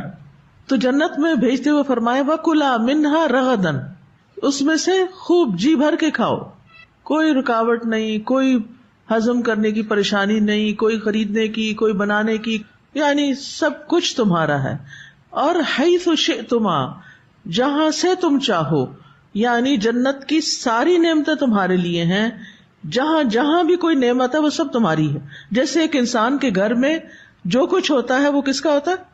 اس کا ہوتا ہے. وہ جہاں سے جو جی چاہے اٹھا کے کھا لے، یعنی کھانا پینا، لباس، بیوی، سب کچھ تمہارے لیے. تو تم دونوں یہاں جو چاہو کھاؤ، جہاں سے چاہو کھاؤ، کوئی روک ٹوک نہیں. اب جنت میں بھیجنے کے بعد آدم علیہ السلام کو کچھ انسٹرکشنز بھی دی گئیں. سب سے پہلے تو ان کو شیطان سے خبردار کیا گیا، جس کا ذکر سورۃ طٰہٰ کی آیت میں آتا ہے. فَقُلْنَا يَا آدَمُ إِنَّ هَذَا عَدُوٌّ لَكَ وَلِزَوْجِكَ، ہم نے کہا اے آدم یہ تمہارا اور تمہاری بیوی کا دشمن ہے. صاحب بتا دیا کون؟ ابلیس. فَلَا يُخْرِجَنَّكُمَا مِنَ الْجَنَّةِ فَتَشْقَىٰ، سو کہیں تم دونوں کو جنت سے نہ نکال دے کہ تم مصیبت میں پڑ جاؤ. یہاں بھی آپ دیکھ رہے ہیں خطاب آدم علیہ السلام کو ہے اور پھر حوا کو ساتھ شریک کیا گیا ہے. ان ھذا عدو لک ولزوجک، یعنی شیطان آپ کا بھی دشمن ہے اور آپ کی بیوی کا، یعنی الگ الگ ذکر کر کے بتا دیا گیا دونوں کا ہی دشمن ہے. دونوں ہی خبردار رہیں، ایسا نہ ہو کہ یہ تمہیں جنت سے نکلوا دے. اور فتشقا، تشقا شقاوت سے ہے. شقاوت 2 طرح کی ہوتی ہے، ایک دنیا کی اور ایک آخرت کی. دنیا کی تھکاوٹ مراد ہے یہاں، بدبختی اور بد نصیبی، کیونکہ آخرت میں کفار کہیں گے ربنا غلبت علینا شقوتنا، اے ہمارے رب ہماری بدبختی ہم پہ غالب آ گئی. اور دنیاوی شقاوت ہوتی ہے ایسے کاموں میں پھنس جانا جو مشقت اور تھکاوٹ کا باعث بنے، یعنی دنیا میں انسان کو چین کی روٹی نصیب نہ ہو، بس ہر وقت تھکا تھکا ہو، ہر وقت بے چین، ہر وقت پریشان. تو یہاں دنیاوی شقاوت مراد ہے، آخرت کی تو پھر دنیا میں عمل کرنے کے بعد ہی آتی، کیونکہ دنیا میں انسان کو کچھ کھانے کے لیے کیا کرنا پڑتا ہے؟ کمانا پڑتا ہے. کمانے کے بعد کیا کرنا پڑتا ہے؟ لانا پڑتا ہے. لانے کے بعد کیا کرنا پڑتا ہے؟ پکانا پڑتا ہے. پکانے کے بعد کیا کرنا پڑتا ہے؟ لگانا پڑتا ہے. لگانے کے بعد کیا کرنا پڑتا ہے؟ کھانا پڑتا ہے. کھانے کے بعد کیا کرنا پڑتا ہے؟ ہضم کرنا پڑتا ہے. اور زیادہ کھا لے تو پھر تھکاوٹ ہو جاتی. تو یہ ساری مشقتیں ہیں. جنت میں ایسی کوئی مشقت نہیں. اور یہاں پر آدم علیہ السلام کی طرف شقاوت کی خاص نسبت، اس کی وجہ یہ ہے کہ مرد کے اوپر تھکاوٹ والا کام زیادہ ہے عورت کی نسبت. یہ نہیں کہ عورت کے لیے نہیں ہے، لیکن آپ کمپیئر کر لیجئے. یعنی ٹھیک ہے کچھ کام آفیسز کے ہوتے ہیں اس میں تھکاوٹ کم ہوتی ہے، کچھ جاب صرف کرسی میز کی ہوتی ہیں، لیکن میجورٹی لوگ جو کام کر رہے ہوتے ہیں روزی کمانے کے لیے، کسی بازار میں چلے جائیں، کوئی لوہا کوٹ رہا ہے، کوئی لکڑی چیر رہا ہے، کوئی کھیتی باڑی کر رہا ہے. پہلے تو زیادہ تر لوگ کھیتی باڑی کا کام کرتے تھے نا، اور وہ مین کام کس کا ہوتا ہے؟ مردوں کا. کبھی آپ نے زمین کھودی؟ کبھی کھود کے دیکھ؟ اور کبھی کھودنے کے بعد اس میں مٹی بھری؟ ہارڈلی. اس سفر میں میرا خیال ہے میں نے تقریباً 4 درخت لگائے ہوں گے مختلف جگہوں پر نا. اب میں جہاں بھی مجھے کہتے تھے آپ ذرا یہاں درخت لگا جائیں، تو اس کے لیے پھر وہ جو کدال ہوتی ہے اس سے مٹی اٹھا کے اس گڑھے میں ڈالنی پڑتی ہے جہاں درخت رکھا ہوا ہوتا ہے نا. تو اس وقت مجھے ایک دم احساس ہوا یہ اتنا مشکل کام ہے. میرے لیے تو ویسے ہی بوجھ اٹھانا مشکل، لیکن وہ واقعی یعنی آپ کو ایک پوری قوت لگتی ہے اس لوہے کی کدال کو اٹھا کر، اس سے مٹی اٹھا کر. اب تو کرینیں یہ کام کر رہی ہیں زمین کی بڑی بڑی مٹی کھودنے کا، حتیٰ کہ قبریں بھی کرین سے کھودی جا رہی ہیں. لیکن ایک قبر کھودنا بھی اور ایک پودا لگانے کے لیے زمین کھودنا بھی اور پھر ہل چلانا، یہ سارے مشکل کام ہیں، آسان نہیں ہے. تو مرد ان میں زیادہ مشقت کرتا ہے. تو یہاں سنگولر سیگا ہے فتشقا. عورت ٹھیک ہے کھانا پکاتی ہے، لیکن کھانا پکانے میں وہ مشقت تو نہیں نا جو اگانے میں ہے اور فصل تیار کرنے میں ہے. لیکن ہم شکر گزار کم ہی ہوتے ہیں نا. ہم بس اس بات پہ بہت آبجیکشن ہمیں رہتی ہے، مرد کو کیوں قوام کہا گیا، ہمیں کیوں نہیں قوام بنایا گیا. تو ٹھیک ہے آپ بھی کھیتی باڑی کرتے پھر اور بھی مشکل کام. اس آیت سے بھی اشارہ ایک اور ملتا ہے کہ گھر کا اصل منتظم مرد ہوتا ہے، عورت اس کی مددگار ہوتی ہے. گھر کے اخراجات مرد کی ذمہ داری، پرووائڈ کرنا مرد کی ذمہ داری ہے. یعنی گھر ہو یا گھر کی اشیاء ہو، یہ سب. یہ ہمارے ہاں ایک پتہ نہیں کہاں سے رواج آ گیا جہیز لینے دینے کا. اسلام میں ایسا کچھ نہیں. اور افسوس یہ کہ مسلمان خواتین آنے والی بہو کو کہتی ہیں تم کیا لائی ہو ماں باپ سے. وہ مجھے کوئی بچی بتا رہی تھی کہ اگر ہمیں کوئی چھوٹی سی چیز بھی ضرورت پڑتی تھی اپنی ساس سے کہنے کی کہ یہ چیز چاہیے، تو کہتے تھے تمہارے ماں باپ نے تمہیں نہیں دی، میں نہیں دے سکتی، تم کیا لائی ہو. یہ کتنی عجیب بات ہے. ماں باپ نے اپنی بیٹی دے دی ہے، اس سے بڑھ کے کوئی اور چیز ہو سکتی؟ اور اب یہ آپ کے گھر میں آئی ہے، آپ کی ذمہ داری ہے، اسلامی لحاظ سے یہ آپ ہی کی ذمہ داری ہے کہ آپ اس کی ساری ضروریات فراہم کریں. لیکن افسوس کہ ہم پتہ نہیں کن سوچوں کے تحت ہیں اور ہماری کوئی گرومنگ نہیں ہوئی، ہم جہالت والی زندگی بسر کر رہے ہیں. اور بعض اوقات افسوس کہ دین پڑھنے والے لوگ بھی اس قسم کے مطالبے شروع کر دیتے ہیں. تو جس نے دین میں سے اتنی بات نہیں سیکھی اس نے کیا دین سیکھا؟ پڑھ لکھ کے جاہل ہو گئے ایسے مطالبے کرنے والے کہ بہو بھی کچھ لے کر آئے. اس کی نہیں ذمہ داری، آپ کی ذمہ داری ہے. پھر ایک اور رہنمائی دی گئی، دوسری رہنمائی، ان لک الا تجوع فیہا ولا تعرا وانک لا تظمأ فیہا ولا تضحا. سورۃ طٰہٰ ہے کہ تم اس میں نہ بھوکے ہوگے نہ ننگے، اور نہ اس میں پیاسے ہوگے نہ دھوپ کھاؤ گے. گویا آدم اور حوا علیہ السلام کو یہ بتا دیا گیا کہ تمہاری بنیادی ضروریات کا یہاں انتظام کر دیا گیا ہے، اور انسان کی بنیادی ضروریات یہی ہیں. جسے کہتے ہیں نا بیسک نیڈس.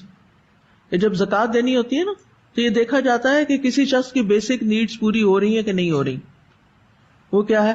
پیچھے ذکر ہوا گھر کا. گھر نہ ہو، چھت نہ ہو تو بندہ رہے گا کہاں؟ سڑک پہ تو نہیں رہ سکتا. دوسرا بھوک دور کرنا، اس کے لیے کھانا بیسک نیڈ ہے. پیاس بجھانے کے لیے پانی کا ہونا، پانی کا نلکا. سطر ڈھانپنے کے لیے لباس کا ہونا، اور سردی گرمی سے بچنے کے لیے گھر کا ہونا، رہنے کے لیے گھر کا ہونا. تو 4 چیزیں ہو گئی بیسک نیڈز میں: کھانا، پینا، لباس اور مکان. اگر کسی کے پاس یہ نہیں ہے جس سے اس کی ضرورت پوری ہو تو اس کو زکوٰۃ دی جا سکتی ہے. وہ مسکین میں آ جاتا ہے، فقیر و مسکین کی کیٹیگری میں آ جاتا ہے. پھر فرمایا اور کیا نصیحت کی؟ وَلَا تَقْرَبَا هَٰذِهِ الشَّجَرَةَ، سب کچھ تمہارے لیے ہے لیکن اس درخت کے پاس نہیں جانا تم نے. ایک پابندی، سب کچھ کرو بس یہ نہ کرو. اب یہ نہیں کہا کہ نہ کھانا، کیا کہا؟ لا تقربا، قریب بھی نہ جانا. جیسے قرآن مجید میں آتا ہے ولا تقربوا الزنا، زنا کے قریب بھی نہ جانا. زنا کرنا تو دور کی بات ہے، اس کے قریب سے بھی نہ گزرنا. یعنی ایسا کوئی کام مت کرنا کہ جس سے یہ سچویشن پیدا ہو جائے. اب یہاں ایک اور سوال پیدا ہوتا ہے. لوگ عام طور پہ پوچھتے ہیں وہ درخت کس چیز کا تھا جس سے منع کیا گیا؟ اگر آپ کے پاس کوئی معلومات ہے تو میری معلومات میں اضافہ کر دیں. لوگوں نے اس بارے میں طرح طرح کی باتیں کی. کسی نے کہا انجیر تھا، کسی نے کہا انار تھا، کسی نے گندم کا پودا کہا، کسی نے کچھ. لیکن حقیقت یہ ہے کہ اللہ سبحانہ تعالیٰ نے ہمیں درخت کا نام نہیں بتایا، اور اس کی نہ کوئی ضرورت تھی نہ کوئی فائدہ. اگر کچھ ہوتا تو ہمیں بتا دیا جاتا. اور یہ جو گندم کا درخت مشہور کیا گیا نا، یہ بالکل بے اصل بات ہے. اب سوال یہ بھی پیدا ہوتا ہے کہ اس درخت میں کیا خاص بات تھی کہ اس سے منع کیا گیا؟ کیا کوئی وجہ تھی؟ منع کرنے کی کوئی وجہ نہیں تھی کہ کوئی خاص اس میں خرابی تھی یا اس درخت سے آدم اور حوا کو کوئی نقصان پہنچنا تھا. ہوتا ہے نا انسان کو ڈاکٹر یا حکیم پرہیز بتا دیتے ہیں، ہوتا ہے نا، یہ نہ کھانا. کیوں؟ حالانکہ وہ چیز حلال ہوتی ہے. کیوں منع کرتے ہیں کھانے سے؟ بیماری بڑھ جائے گی، مر جاؤ گے، مت کھاؤ، نقصان دہ ہے. وہی چیز دوسرے کے لیے فائدہ مند ہے، اس کو ریکمینڈ کرتے ہیں یہ کھاؤ، اور دوسرے کو کہتے ہیں مت کھاؤ، تمہارے لیے زہر ہے اور تمہارے لیے علاج ہے. علاج بالغذا بھی ہوتا ہے نا. وہی سیم چیز کسی کے لیے غذا ہے اور کسی کے لیے دا ہے. کسی کے لیے دا ہے، کسی کے لیے دوا ہے. دا کہتے ہیں بیماری کو. اب اس سے یہ بھی پتہ چلتا ہے کہ ہمیں بعض چیزیں جو منع کی گئی ہیں دنیا میں یہ نہیں کرنی، تو ان میں بھی اللہ تعالیٰ کی ہاں کوئی خاص حکمت ہے. ان میں نقصان نظر بھی آتا ہے اور اللہ تعالیٰ بتاتے بھی ہیں، جیسے شراب کے بارے میں وَإِثْمُهُمَا أَكْبَرُ مِن نَفْعِهِمَا، کہ شراب اور جوئے کا گناہ زیادہ بڑا ہے کس سے؟ اس کے فائدے سے. تو وہ ہمیں بتا دیا گیا کہ تم اس کے قریب نہ جاؤ ان چیزوں کے. اسی طرح کچھ اور چیزیں ہیں جن کے بارے میں ہمیں سمجھ نہیں آتا کہ آخر کیا وجہ ہوگی کہ اس سے منع کیا گیا. تو کوئی ضروری نہیں کہ اللہ تعالیٰ ضرور ہمیں وجہ بتائے کہ اس لیے منع کیا جا رہا ہے. بس جس چیز سے منع کیا جا رہا ہے اس سے منع ہو جانا چاہیے، اور جس چیز کو کرنے کا حکم دیا جا رہا ہے وہ کر لینی چاہیے. بس اللہ پر اعتماد کریں اور اللہ تعالیٰ کی بتائی ہوئی راہ پہ چلتے چلے جائیں. یہی سیدھا رستہ ہے اور یہی اللہ تعالیٰ کی رضا تک پہنچاتا ہے. تو یہ ان کے لیے اپیرنٹلی یوں نظر آتا ہے کہ یہ صرف آزمائش کے لیے منع کیا گیا تھا، ورنہ کوئی خاص وجہ نظر نہیں آتی یا بتائی نہیں گئی. قتادہ کہتے ہیں کہ اللہ تعالیٰ نے آدم علیہ السلام کو اس کے ذریعے آزمایا تھا. سب سے پہلے فرشتوں کو آزمایا گیا. کیسے؟ انی جاعل فی الارض خلیفہ قالوا اتجعل فیہا من یفسد فیہا. لیکن بعد میں کیا ہوا؟ جب ان کے سامنے وجہ کھل گئی تو وہ جھک گئے. پھر کس کو آزمایا گیا؟ ابلیس کو آزمایا گیا، اور وہ اس آزمائش میں ناکام ہو گیا. اب کس کی باری ہے؟ آدم علیہ السلام کی. آدم علیہ السلام جنات اور فرشتوں کے بیچ کی مخلوق ہے. جنات کو آگ سے پیدا کیا گیا، فرشتوں کو نور سے پیدا کیا گیا، آدم کو مٹی سے پیدا کیا گیا. اور آدم کو افضلیت دی گئی باقی دونوں مخلوقات پر. اب جب آپ سب سے جیتتے جا رہے ہوں، کیونکہ آدم پچھلے امتحان میں کامیاب ہو چکے ہیں، اسی لیے سجدے کا حکم ملا تھا نا پھر ان کے لیے. فرشتوں کو انہوں نے چیزوں کے نام بتا دیے تھے، وہ پاس ہو چکے تھے. لیکن اس کے باوجود اب یہاں ایک اور امتحان ہو رہا ہے جس سے پتہ چلتا ہے کہ زندگی میں ایک کے بعد ایک امتحان ہوتے رہیں گے، حتیٰ کہ انما الاعمال بخواتیمها، اینڈ کہاں ہوتا ہے جا کے یہ دیکھا جائے گا. یعنی کسی بھی انسان کی زندگی امتحان سے خالی نہیں، کیونکہ آدم علیہ السلام کا زیادہ امتحان ہوا ہے بنسبت فرشتوں اور جنات کے، یعنی فضیلت بھی زیادہ اور امتحان بھی زیادہ. تو جس شخص کو درجہ بڑا ملتا ہے اس کے امتحان بھی بڑے ہوتے ہیں. بڑا امتحان، بڑی کامیابی، بڑا درجہ. تو اس لیے اگر دنیا میں کسی پر کوئی امتحان آ جائے اور ذرا بڑا آ جائے تو پھر کیا کرنا چاہیے؟ اللہ تعالیٰ سے ناراض ہونا چاہیے یا اللہ تعالیٰ سے راضی رہنا چاہیے؟ جب کسی مشقت میں، تکلیف میں، مصیبت میں انسان اللہ سے راضی ہوتا ہے تو اللہ تعالیٰ بھی اس سے راضی ہو جاتا ہے، اور جو اللہ سے ناراض ہوتا ہے تو اللہ تعالیٰ بھی اس سے ناراض ہو جاتا ہے. من رضی فلہ الرضا ومن سخط فلہ السخط، حدیث میں آتا ہے جو راضی ہوا اللہ بھی اس سے راضی، اور جو ناراض ہوا اللہ تعالیٰ بھی اس سے ناراض. اور سب سے زیادہ آزمائش کس کی ہوتی ہے؟ انبیاء کی، اور انبیاء کے بعد علماء کی، حدیث کے مطابق، کیونکہ علماء کے درجات بلند ہوتے ہیں عام طور پر بھی علم کی وجہ سے. تو انسان جو علم حاصل کرتا جاتا ہے اور اس پر عمل کرنا چاہتا ہے اور پھر آگے بڑھنا چاہتا ہے تو ایک اور ہرڈل آ جاتا ہے، ایک اور آزمائش آ جاتی ہے، ایک اور مشکل آ جاتی ہے، تو اس پر انسان کو ناراض نہیں ہونا چاہیے. تم دیے باد مخالف سے نہ گھبرا اے عقاب، یہ تو چلتی ہے تجھے اونچا اڑانے کے لیے. لیکن کچھ لوگ اونچا نہیں اڑنا چاہتے، وہ غفلت کی نیند سونا چاہتے، بس آرام کرنا چاہتے ہیں. تو زندگی آرام کے لیے تو نہیں ملی نا، زیادہ آرام میں بھی مشقت ہے. تو اللہ تعالیٰ نے ہر مخلوق کو آزمائش میں ڈالا، اور اللہ تعالیٰ نے اپنی مخلوق میں سے کوئی چیز ایسی نہیں چھوڑی مگر اس کو اطاعت کے ساتھ آزمایا ہے. تو آدم علیہ السلام برابر آزمائش میں مبتلا رہے، یہاں تک کہ اس چیز میں واقع ہو گئے جس سے منع کیا گیا تھا. اللہ تعالیٰ نے بتا دیا تھا وَلَا تَقْرَبَا هَٰذِهِ الشَّجَرَةَ فَتَكُونَا مِنَ الظَّالِمِينَ، ورنہ تم ظالموں میں سے ہو جاؤ گے. یعنی اس درخت کے قریب بھی آئے تو یہ اللہ کی نافرمانی ہوگی. ظلم کیا ہوتا ہے؟ کسی چیز کو ناجائز طریقے سے اس کی اصل جگہ سے ہٹا کر دوسری جگہ رکھنا، اور اس کے بڑے وسیع معنی میں. ہر ناانصافی کی بات چاہے حقوق اللہ سے تعلق رکھتی ہو یا حقوق العباد سے، ظلم ہوتا ہے. ہر گناہ پر ظلم کا اطلاق ہوتا ہے، اور گناہ گار ظالم ہوتا ہے. ظالم لنفسہ، قرآن مجید میں انسانوں کی 3 قسمیں بتائی گئی نا. ثم اورثنا الکتاب الذین اصطفینا من عبادنا فمنہم ظالم لنفسہ، جن لوگوں کو کتاب ملی ہے ان میں سے ایک کیٹیگری لوگوں کی وہ ہے جو اپنے اوپر ظلم کرتے ہیں. یہ اچھی طرح سمجھ لینا تو پھر آپ کو لوگوں کو سمجھنے مشکل نہیں ہوتی.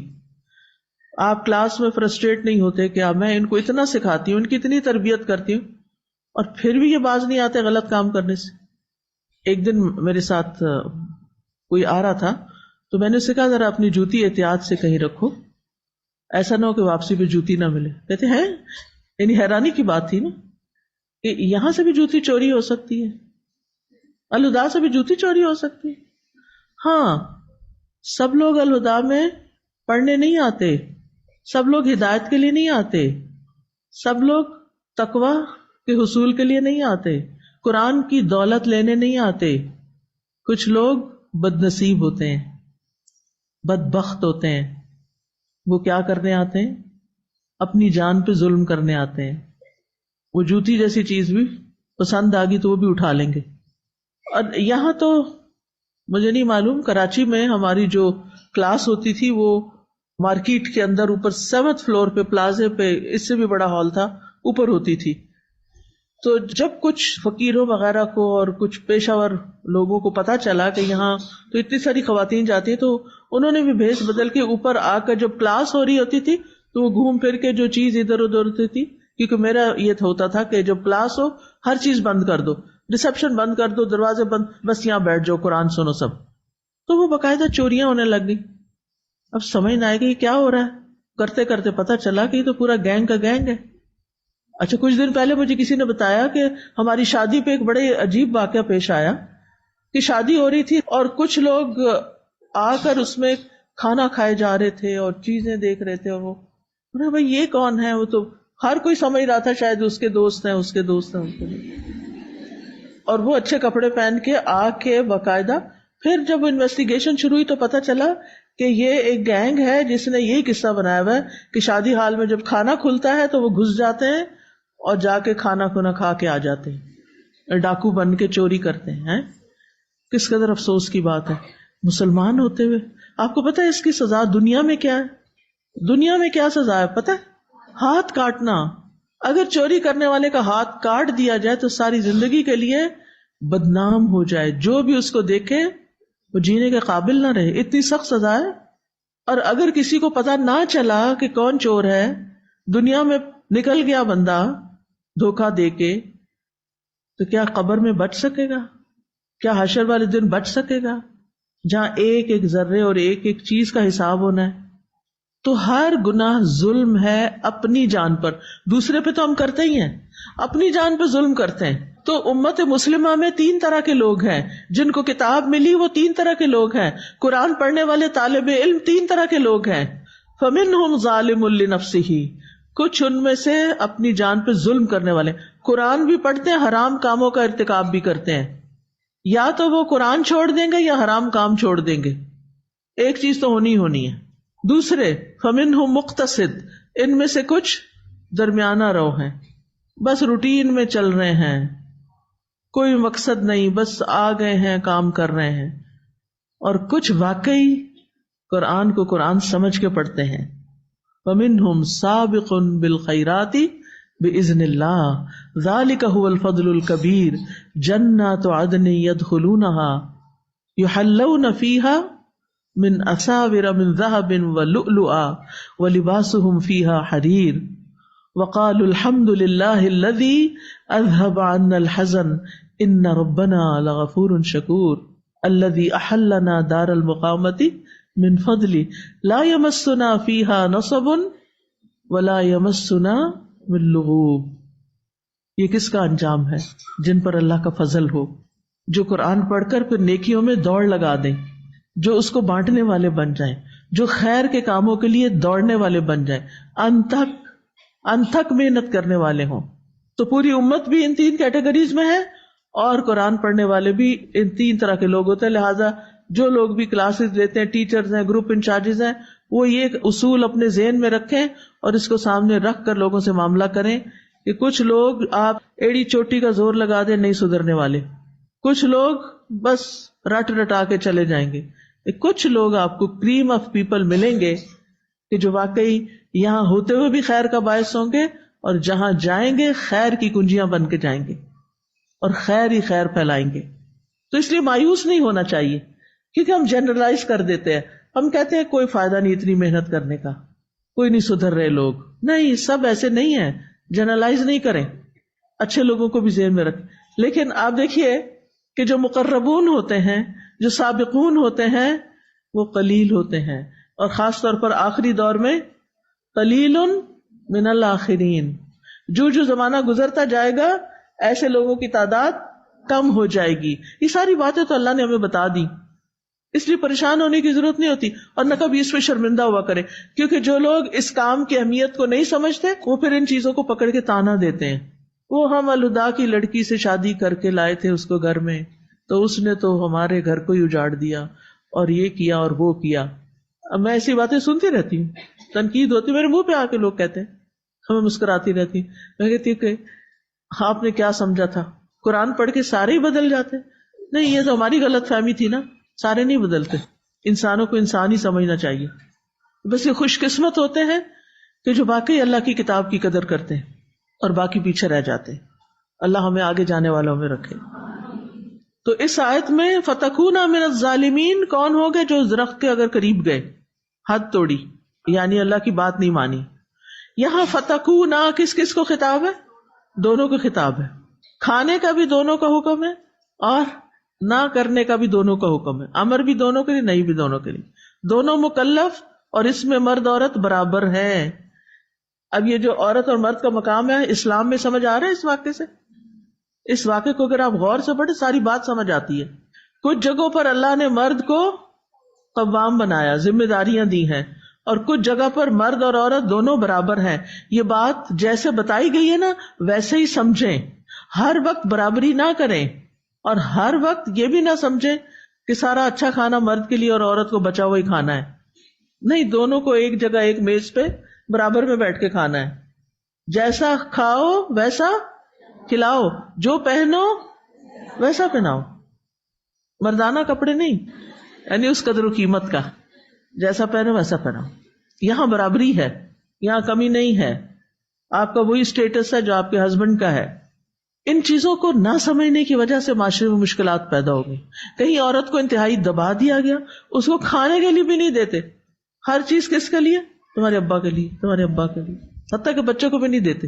ٹھیک ہے وہ کماتا ہے لیکن وہ صرف اپنے لیے تھوڑی کماتا ہے، وہ سب کے لیے کماتا ہے اور سب کو گھر میں ملنا چاہیے. تو آپ دیکھیں کہ کچھ آیات میں صرف آدم علیہ السلام کا ذکر ہے اور کہیں دونوں کا.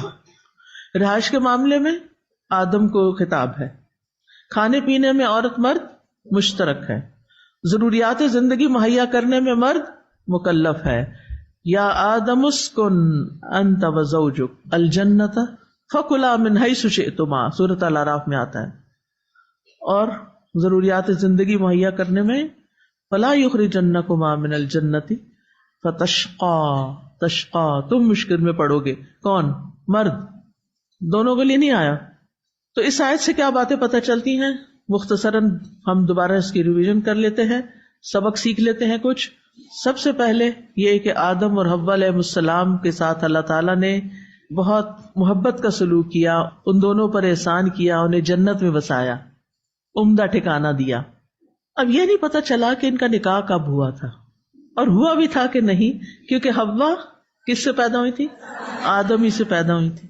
تو شاید پھر اس وجہ سے نکاح کی ضرورت نہ ہو. لیکن اس کے بعد پھر جب ان کے بچے ہوئے تو ہر سیٹ میں حضرت حوا کے 2 بچے ہوتے تھے، اور ایک سیٹ کے بچوں میں سے ایک لڑکا اور ایک لڑکی ہوتی تھی، اور دوسرے سیٹ میں پھر لڑکا لڑکی، جڑواں بچے.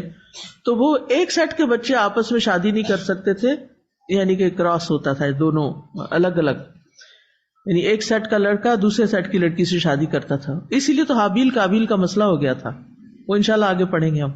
یعنی پھر نکاح کی سنت شروع ہو گئی، اور نکاح کی سنت سارے انبیاء میں رہی ہے.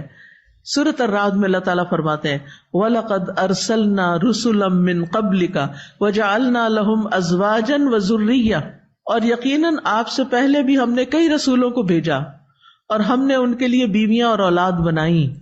یعنی سارے رسولوں نے شادی کی ایکسپٹ فار عیسیٰ علیہ السلام. وہ کب شادی کریں گے؟ واپس آ کے. ٹھیک ہے. ایک اور بات جو سیکھنے کی ہے کہ اللہ تعالیٰ بندوں کو ان کی محبوب چیز سے آزماتا ہے. جس چیز میں انسان کا دل آ جاتا ہے نا، دل لگ جاتا ہے، اللہ تعالیٰ اسی میں امتحان دیتا ہے. اسی سے ہی تکلیف آتی ہے، وہیں سے مشکل آتی ہے. پھر یہ کہ نافرمانی کرنا ظلم ہے، اپنی جان پہ ظلم ہے. پھر یہ کہ انبیاء سے کیا گناہ سرزد ہوتے ہیں؟ نہیں، انبیاء معصوم ہوتے ہیں، وہ اللہ کی نافرمانی نہیں کرتے، جان بوجھ کر کبھی اللہ کے حکم کے خلاف عمل نہیں کرتے. ہاں کسی غلط فہمی یا نسیان کی وجہ سے، بھول جانے کی وجہ سے کچھ صادر ہو سکتا ہے، اور جو چیز خطا و نسیان کے سبب ہو وہ قابل معافی ہوتا ہے. تو یہ شرعی اصطلاح میں گناہ نہیں ہوتا. حضرت آدم سے گناہ نہیں ہوا تھا، یہ یاد رکھیے گا، کیونکہ انبیاء کیا ہوتے ہیں؟ معصوم ہوتے ہیں. ان سے کیا ہوئی تھی؟ بھول ہوئی تھی، بھول گئے تھے. اور یہ بھی یاد رکھیے یہ بھول ان سے دین کی تعلیم دینے میں نہیں ہوتی، یا عام روزمرہ زندگی کے کاموں میں بھول ہو سکتی ہے. جیسے نبی صلی اللہ علیہ وسلم سے بھی وہ خاص اثر کے تحت کچھ بھول ہو گئی تھی کہ آپ کوئی کام کرتے تھے تو سوچتے تھے پتہ نہیں میں نے کیا ہے یا نہیں کیا، پھر وہ کیفیت دور ہو گئی تھی. لیکن جب وہ تعلیم دیتے تھے تو ان سے کوئی بھول نہیں ہوتی تھی. پھر یہ ہے کہ حرام کے قریب نہیں جانا، جس چیز سے اللہ نے منع کیا ہے اس سے دور سے گزرنا ہے. کوئی اور بات جو آپ کی سمجھ میں آئی ہو اور میری سمجھ سے رہ گئی؟ استاذہ یہ جو سکون کی بات ہوئی نا کہ سکون یعنی اسپاؤسز ایک دوسرے کے لیے سکون کا سبب ہوتے ہیں. تو ایک دفعہ مجھے یاد ہے ہم لوگ کہیں جا رہے تھے تو آپ ساتھ ہی ہم ایک ایسی مارکیٹ سے گزرے جہاں پہ مرد بہت مشقت والا کام کر رہے تھے. کوئی مشین پہ تھا, کوئی آری سے چلا رہا تھا, اور وہاں جب گزرے تو آپ نے ایک بات کی تھی کہ یہ اس دن بھر کی مشقت کر رہے ہیں, لیکن جب شام کو گھر پر جائیں گے اور ان کی بیویوں نے اگر منہ بنائے ہوئے ہوں گے تو ان پہ کیا گزرے گی. واقعی ترس آتا ہے نا کہ ایک بندہ سارا دن کا تھکا ہوا کیا چاہتا ہے کہ گھر جائے تو آرام سے بیٹھے. اب بیوی جاتے ہی پوچھے ڈبل روٹی لائے ہو, دیکھا نا آج پھر بھول گئے. یہی توقع تھی مجھے, اور پھر پاؤں پٹکتی ہوئی چلی جائے.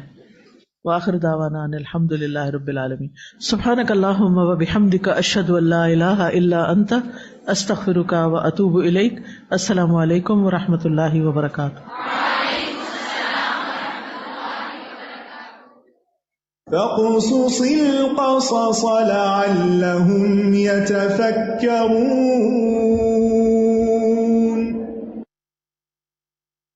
الله أكبر الله أكبر الله أكبر لا إله إلا الله والله أكبر الله أكبر ولله الحمد الله أكبر الله أكبر الله أكبر لا إله إلا الله والله أكبر الله أكبر ولله الحمد.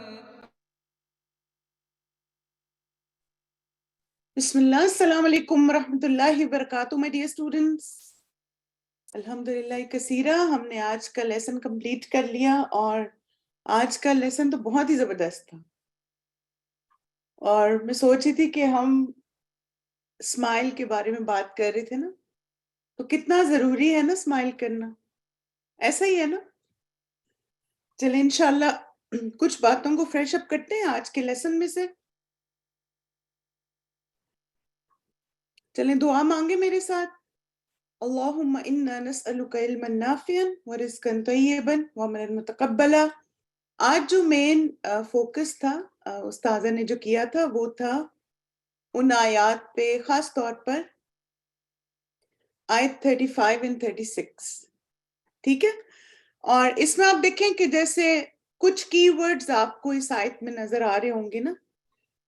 چلے میں ایک ایک پوچھتی جاتی ہوں, پھر آپ مجھے بتائیے کہ اس میں سے کون سا کی ورڈ ہے جو استاذہ نے ایکسپلین کیا. ٹھیک ہے, تھوڑی سی عربی سے بھی تو آپ کو فیملیئر آپ ہونے چاہیے نا. وَقُلْنَا يَا آدَمُ اسْكُنْ, یہاں تک بتائیے کون سا.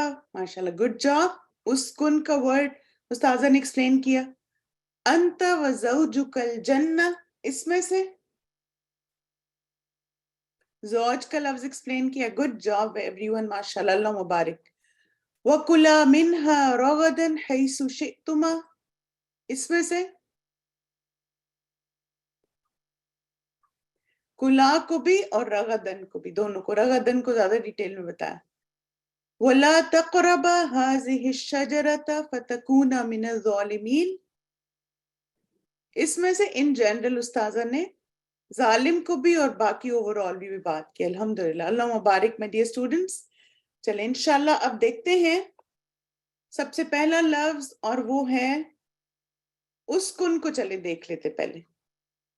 تو اسکن کے بارے میں بتائیے کہ یہاں پر کس بات کی طرف اشارہ ہے, یعنی اسکن کہہ کر کس کے ریلیشن شپ کی بات کی گئی ہے خاص طور پہ.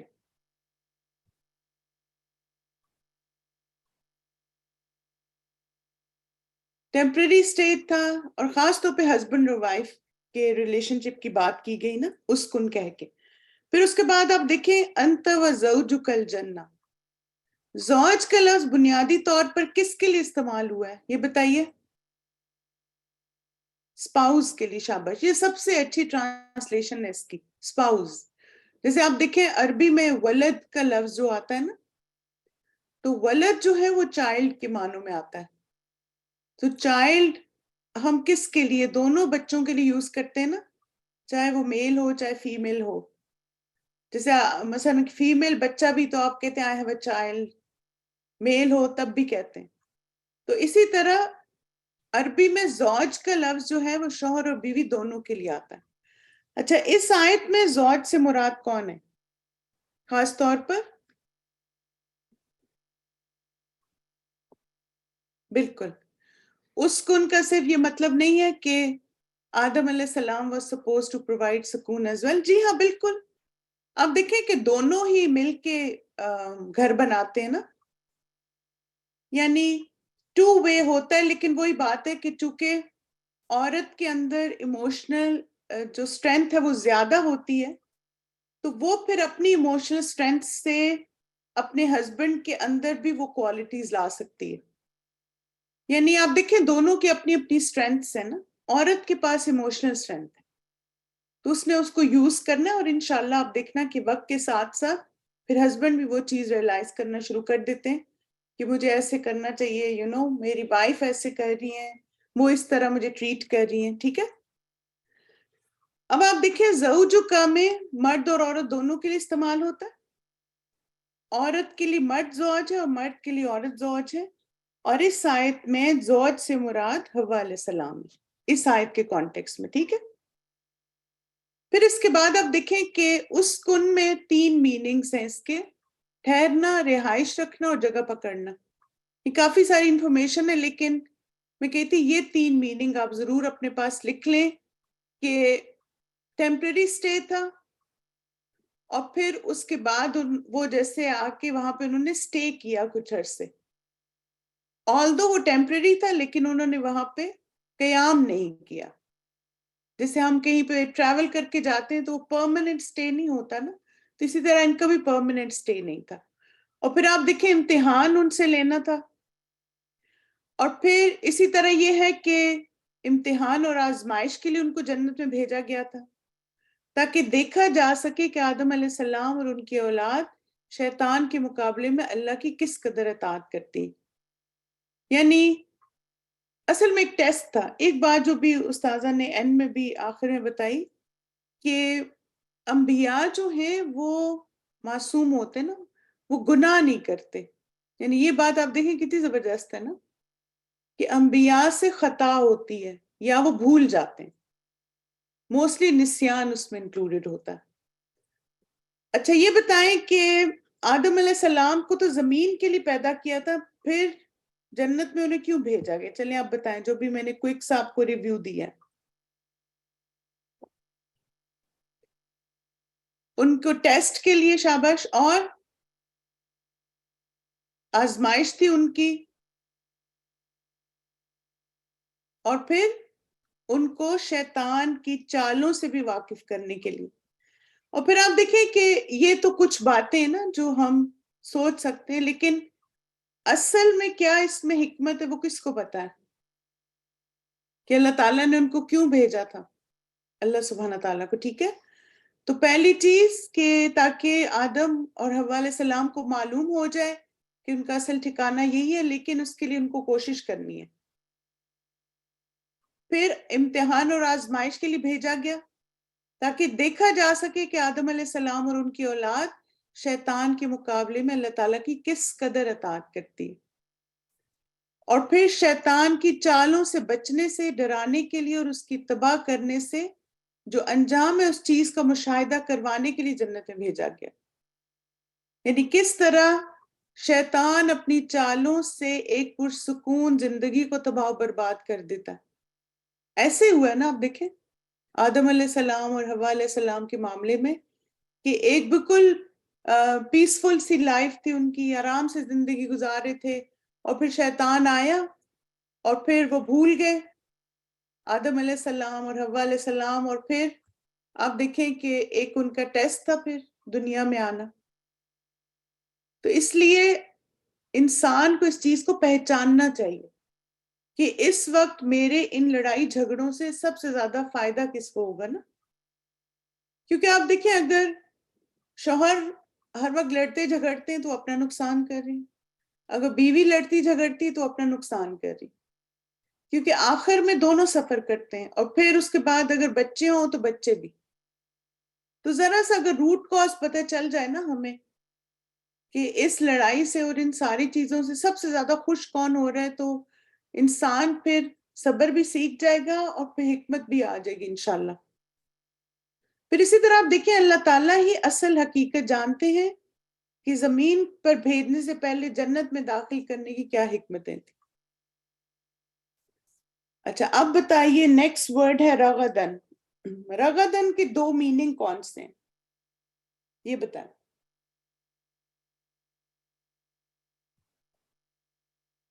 نمبر 1 کیا تھا رغدن؟ کوئی بھی میننگ جو آپ نے لکھا ہے، خوشی سے شابش، اور جی بھر کے اچھی طرح، اور willingly شابش۔ پھر آپ دیکھیں با فراغت ایک چیز اویلیبل تھی ان کے لیے، خوشحالی، شابش۔ تو رغدن جی بھر کر، خوب اچھی طرح، اور اسی طرح اس میں ایسا رزق جس کی حصول میں کوئی محنت و مشقت نہ ہو، اور وہ اتنی کثیر تعداد میں ہو کہ اسے ختم یا کم ہو جانے کا خطرہ نہ ہو۔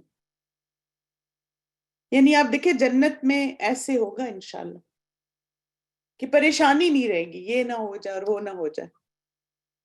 فتشقا، شکاوت بنیادی طور پر کتنی طرح کی ہوتی؟ 2 طرح کی ہمیں استاذہ نے بتائی نا۔ شکاوت ہوتا ہے جیسے مشکل، پریشانی، تو 2 طرح کی ہے، اور وہ کون سی، ان کے نام کیا ہیں؟ شکاوت پہلی، چلیں یہ بتائیں کہ مشقت، پہلی مشقت کس معاملے میں ہے؟ دنیاوی معاملے میں، ویری گڈ۔ اور آپ دیکھیں دنیاوی معاملے میں مشقت کیا ہے؟ کہ آپ ایسی چیزوں میں انڈلج ہو جاتے ہیں، ایسی چیزوں میں پھنس جاتے ہیں کہ پھر آپ کے پاس دین کے لیے وقت نہیں رہتا، اتنا زیادہ اپنے آپ کو انگیج کر لیتے ہیں ایسی چیزوں میں نا۔ اور دوسرا ہے آخرت کی شکاوت، اور اس کا کیا مطلب ہے کہ بدبختی اور بدنصیبی۔ اچھا اب آپ دیکھیں کہ آدم علیہ السلام کی طرف شکاوت کی خاص نسبت کس وجہ سے تھی؟ ان کی نسبت مرد کو عورت کا منتظم اور اس کے اخراجات کا ذمہ دار ٹھہرایا گیا، ٹھیک ہے، دنیا میں آنا بھی مشقت تھا۔ تو شکاوت دینوی ایسے کاموں میں پھنس جانا جو مشقت و تھکاوٹ کا باعث ہو، اور اخروی کیا ہے؟ بدبختی اور بدنصیبی۔ آدم علیہ السلام کی طرف خاص شکاوت کی نسبت اس لیے ہے کہ مرد کو عورت کا منتظم اور اس کے اخراجات کا ذمہ دار ٹھہرایا گیا، ٹھیک ہے۔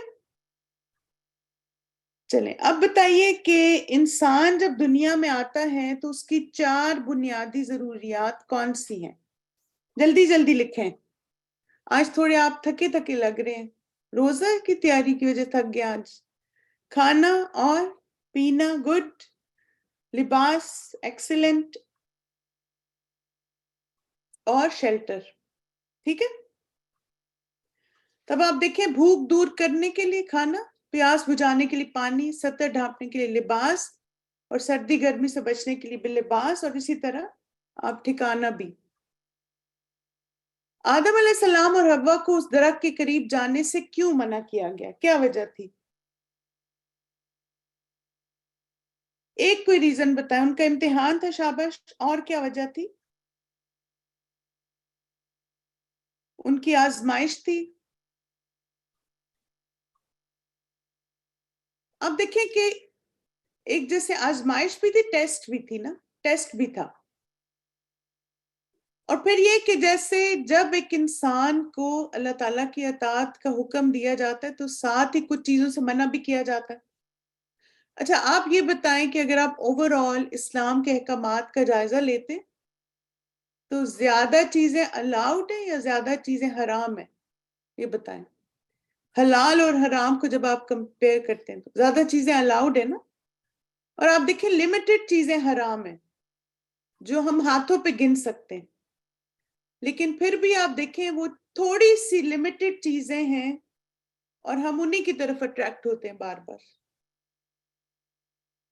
یہ شیطان کا وار ہے نا سب سے بڑا، کہ اگرچہ ہمارے پاس بہت سارے حلال آپشنز ہیں، بہت ساری حلال چیزیں اویلیبل ہیں، جائز طریقے اویلیبل ہیں، لیکن انسان شارٹ کٹ اس کو دکھاتا ہے نا شیطان. کیونکہ آپ دیکھیں کہ شارٹ کٹ یوزلی اگر کامیابی اور ان چیزوں کے لیے ہو تو اس میں کچھ نہ کچھ غلط چیزیں ضرور شامل ہوتی ہیں، اور پھر شیطان ان چیزوں کو خوبصورت بنا دیتا ہے کہ دیکھو تم ایک دن میں بلینئر بن جاؤ گے، ایک دن میں تمہارے پاس گھر آ جائے گا، ایک دن میں یہ ہو جائے گا، اور وہ انسان یہ بھول جاتا ہے کہ سورس کیا ہے اس کا. بالکل. تو اس لیے یہ آدم علیہ السلام کے ذریعے ہمیں بھی بتایا گیا کہ ان کی آزمائش اور امتحان تھا یہ. قتادہ کہتے ہیں کہ اس سے مراد اللہ تعالیٰ نے آدم علیہ السلام کو آزمایا تھا، اس سے پہلے فرشتوں کو آزمایا اور ہر مخلوق کو آزمائش میں ڈالا گیا. تو اس لیے پریشان نہ ہو، یہ ہمارے ایمان کا امتحان ہے. اللہ تعالیٰ نے اپنی مخلوق میں سے کوئی چیز ایسی نہیں چھوڑی مگر اس کو اطاعت کے ساتھ آزمایا. آدم علیہ السلام برابر آزمائش میں مبتلا رہے یہاں تک کہ اس چیز میں واقع ہو گئے جس سے منع کیا گیا. یعنی الحمدللہ ہم میں سے ہر کوئی کوشش کرتا ہے نا کہ اللہ کی نافرمانی نہ کرے، اور پھر شیطان پیچھے لگ جاتا ہے اور پھر کوشش کرتا رہتا کسی طرح کچھ غلط چیز کروا لے. تب آپ دیکھیں آدم علیہ السلام نے جو اللہ تعالیٰ نے ان کو باتیں سکھائیں انہوں نے سب پہ عمل کیا، اور پھر شیطان نے ایسا ان کو غافل کیا اور ایسا بھلوایا کہ بس ایک چیز بھول گئے.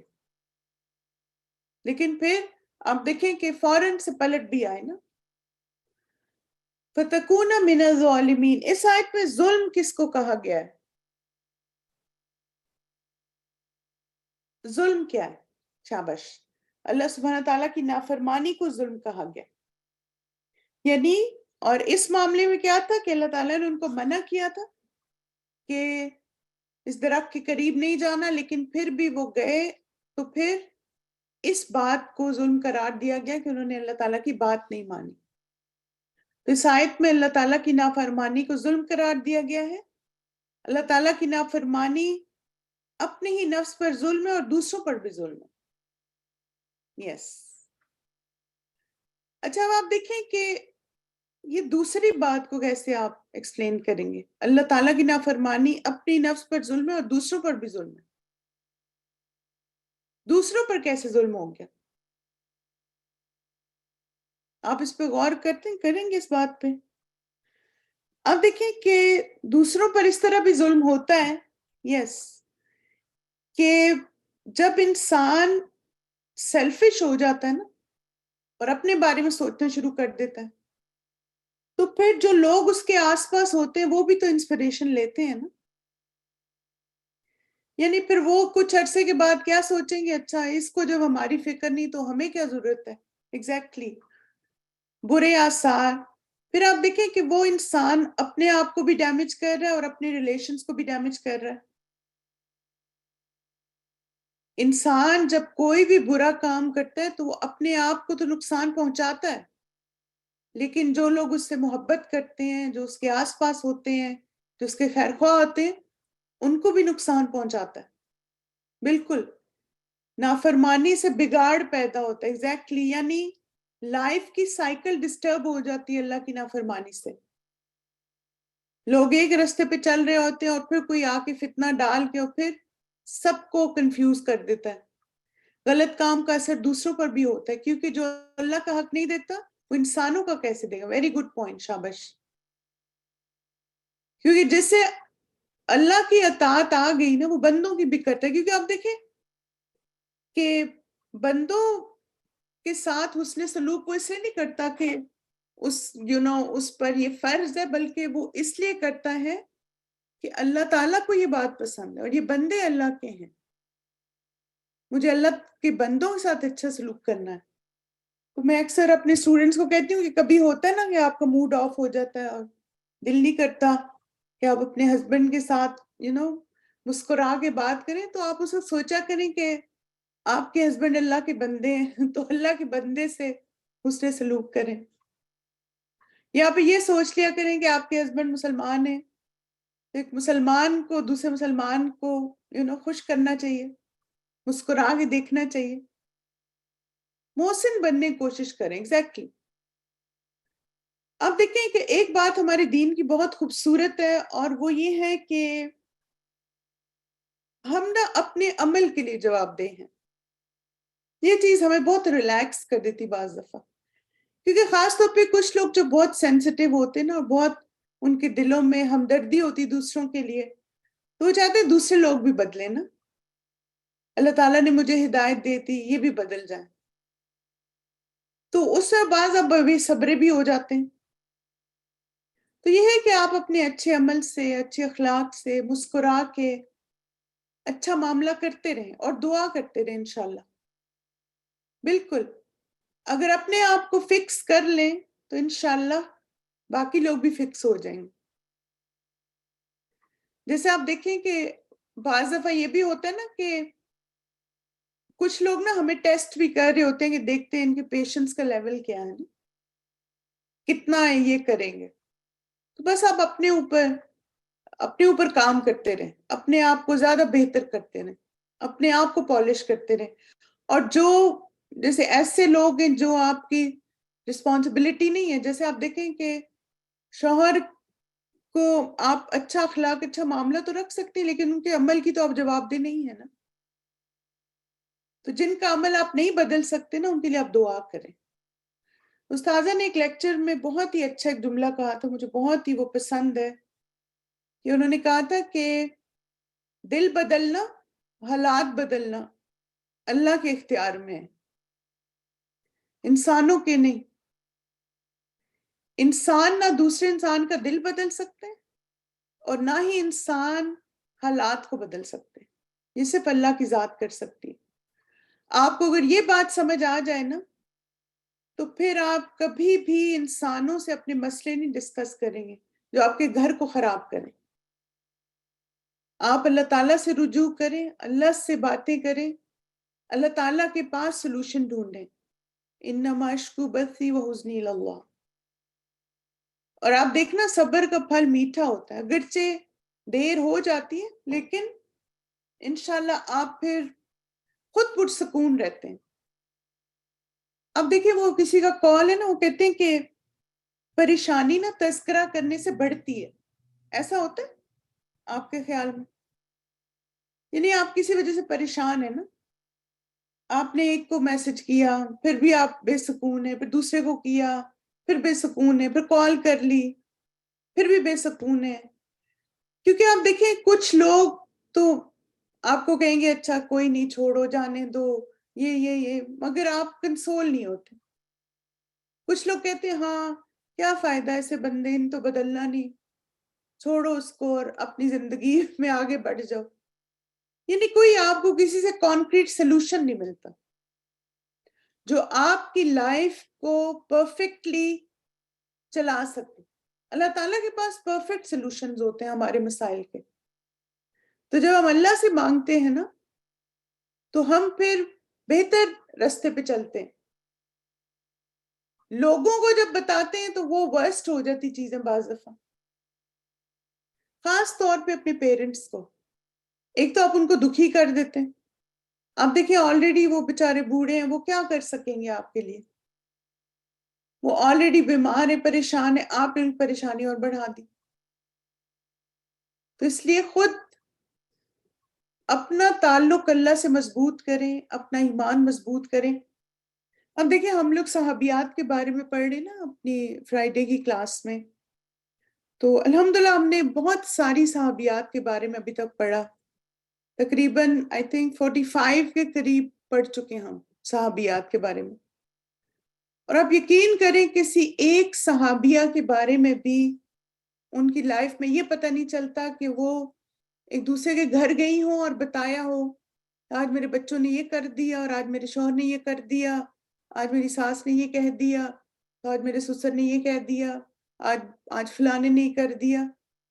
یعنی آپ دیکھیں یہ چیزیں کیوں نہیں تھی اس وقت, ان کو کیوں نہیں ایسے مسائل ہوئے؟ کیونکہ ان کا تعلق اللہ سے مضبوط تھا. وہ اللہ سے دعا کرتی رہی, اللہ سے یعنی اپنی زندگی پہ فوکس کے. ایک جیسے صحابیہ تھی ام فضل, نبی صلی اللہ علیہ وسلم کے چچا جو تھے نا عباس رضی اللہ عنہ, ان کی وائف تھی وہ. اب یہ تھا کہ جب اسلام نیا نیا آیا تو وہ تو جلدی مسلمان ہو گئی, اور ان کے بیٹے بھی مسلمان ہو گئے نا, 4 بیٹے تھے ان کے. لیکن شوہر نے فوراً اسلام نہیں قبول کیا, اور اس وقت چونکہ وہ حکم بھی نازل نہیں ہوا تھا کہ اگر شوہر مسلمان نہیں تو علیحدہ ہو جائے, تو وہ ساتھ ہی رہتی رہی. لیکن اور پھر الحمدللہ اب دیکھیں کچھ عرصے کے بعد ان کے شوہر مسلمان ہو بھی گئے تھے. لیکن جو وہ ٹائم تھا نا کہ جب وہ خود مسلمان ہیں, بیٹے بھی مسلمان ہیں اور شوہر نہیں ہے, وہ ایک دن اپنے شوہر کو آ کے تانا نہیں دے رہی کسی بات کا, نہ ان پہ کوئی ان نیسیسری پریشر ڈال رہی, جو ایز اے وائف ان کے رائٹس ہیں وہ دے رہی ہیں, اچھا اخلاق, اچھا معاملہ. اور پھر ایک چیز انہوں نے میک شور کی کہ اپنے شوہر کو نبی صلی اللہ علیہ وسلم کی مجلس میں لے جاتی رہیں, تاکہ وہ اچھی باتیں سنتے رہیں, ان کا بھی دل نرم ہو. تو اور آپ دیکھیں کہ نہ انہوں نے اللہ کے رسول سے کبھی جا کے شکایت لگائی کہ اے اللہ کے رسول میں تو مسلمان ہو گئی ہوں اور میرے بیٹے بھی, مگر یہ آپ کے چچا جو ہیں وہ نہیں ہو رہے مسلمان, تو اب میں کیا کروں, اور یہ دیکھیں نا ایسا ہو رہا ہے. کوئی ایسی بات نہیں. تو آپ دیکھیں ان کا عمل, اور ان کے بچوں نے بھی اپنے فادر کے ساتھ ادب اخلاق والا معاملہ رکھا. کوئی ہمیں ایسا انسیڈنٹ نہیں ملتا کہ بیٹے باپ کے خلاف ہو گئے ہوں. ماں نے کان بھر بھر کے بچوں کو بھی خلاف, تمہارا باپ تو اسلام مسلمان ہی نہیں ہے, ہم سب مسلمان ہیں. یعنی ایسا ہوتا ہے نا کہ بعض اب مائیں جو ہیں, اگر باپ نماز نہیں پڑھ رہا تو بچوں کو باپ کی برائیاں بتاتی رہیں گی. تمہارے باپ کو تو کبھی توفیق ہی نہیں ہوئی نماز پڑھے, تمہارے باپ نے تو کبھی روزہ نہیں رکھا. یعنی آپ دیکھیں بچوں کے دلوں میں ایسی باتیں ڈالنے سے کیا فائدہ ہوگا. اللہ سے دعا کریں, جب تک ایک انسان کی موت نہیں آتی نا, اس کے ہدایت یافتہ ہونے کے چانسز ہوتے ہیں, کیونکہ دل اللہ کے ہاتھ میں, کیا پتہ کب پلٹ جائے. آپ دعائیں مانگنا نہ چھوڑیں, اچھا اخلاق نہ چھوڑیں, اور دوسروں کے عیب نہ اچھالیں. تو انشاءاللہ اب دیکھنا کتنی خیر نکلے گی, خیر کی چابیاں بننے گی. ٹھیک ہے, چلے مائی ڈیئر اسٹوڈنٹس, جزاکم اللہ خیرن کثیرا, بارک اللہ فیکم.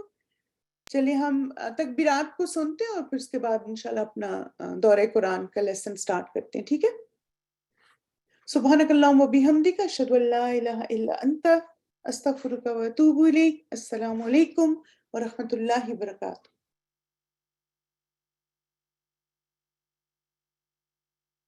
الله أكبر الله أكبر الله أكبر لا إله إلا الله والله أكبر الله أكبر ولله الحمد.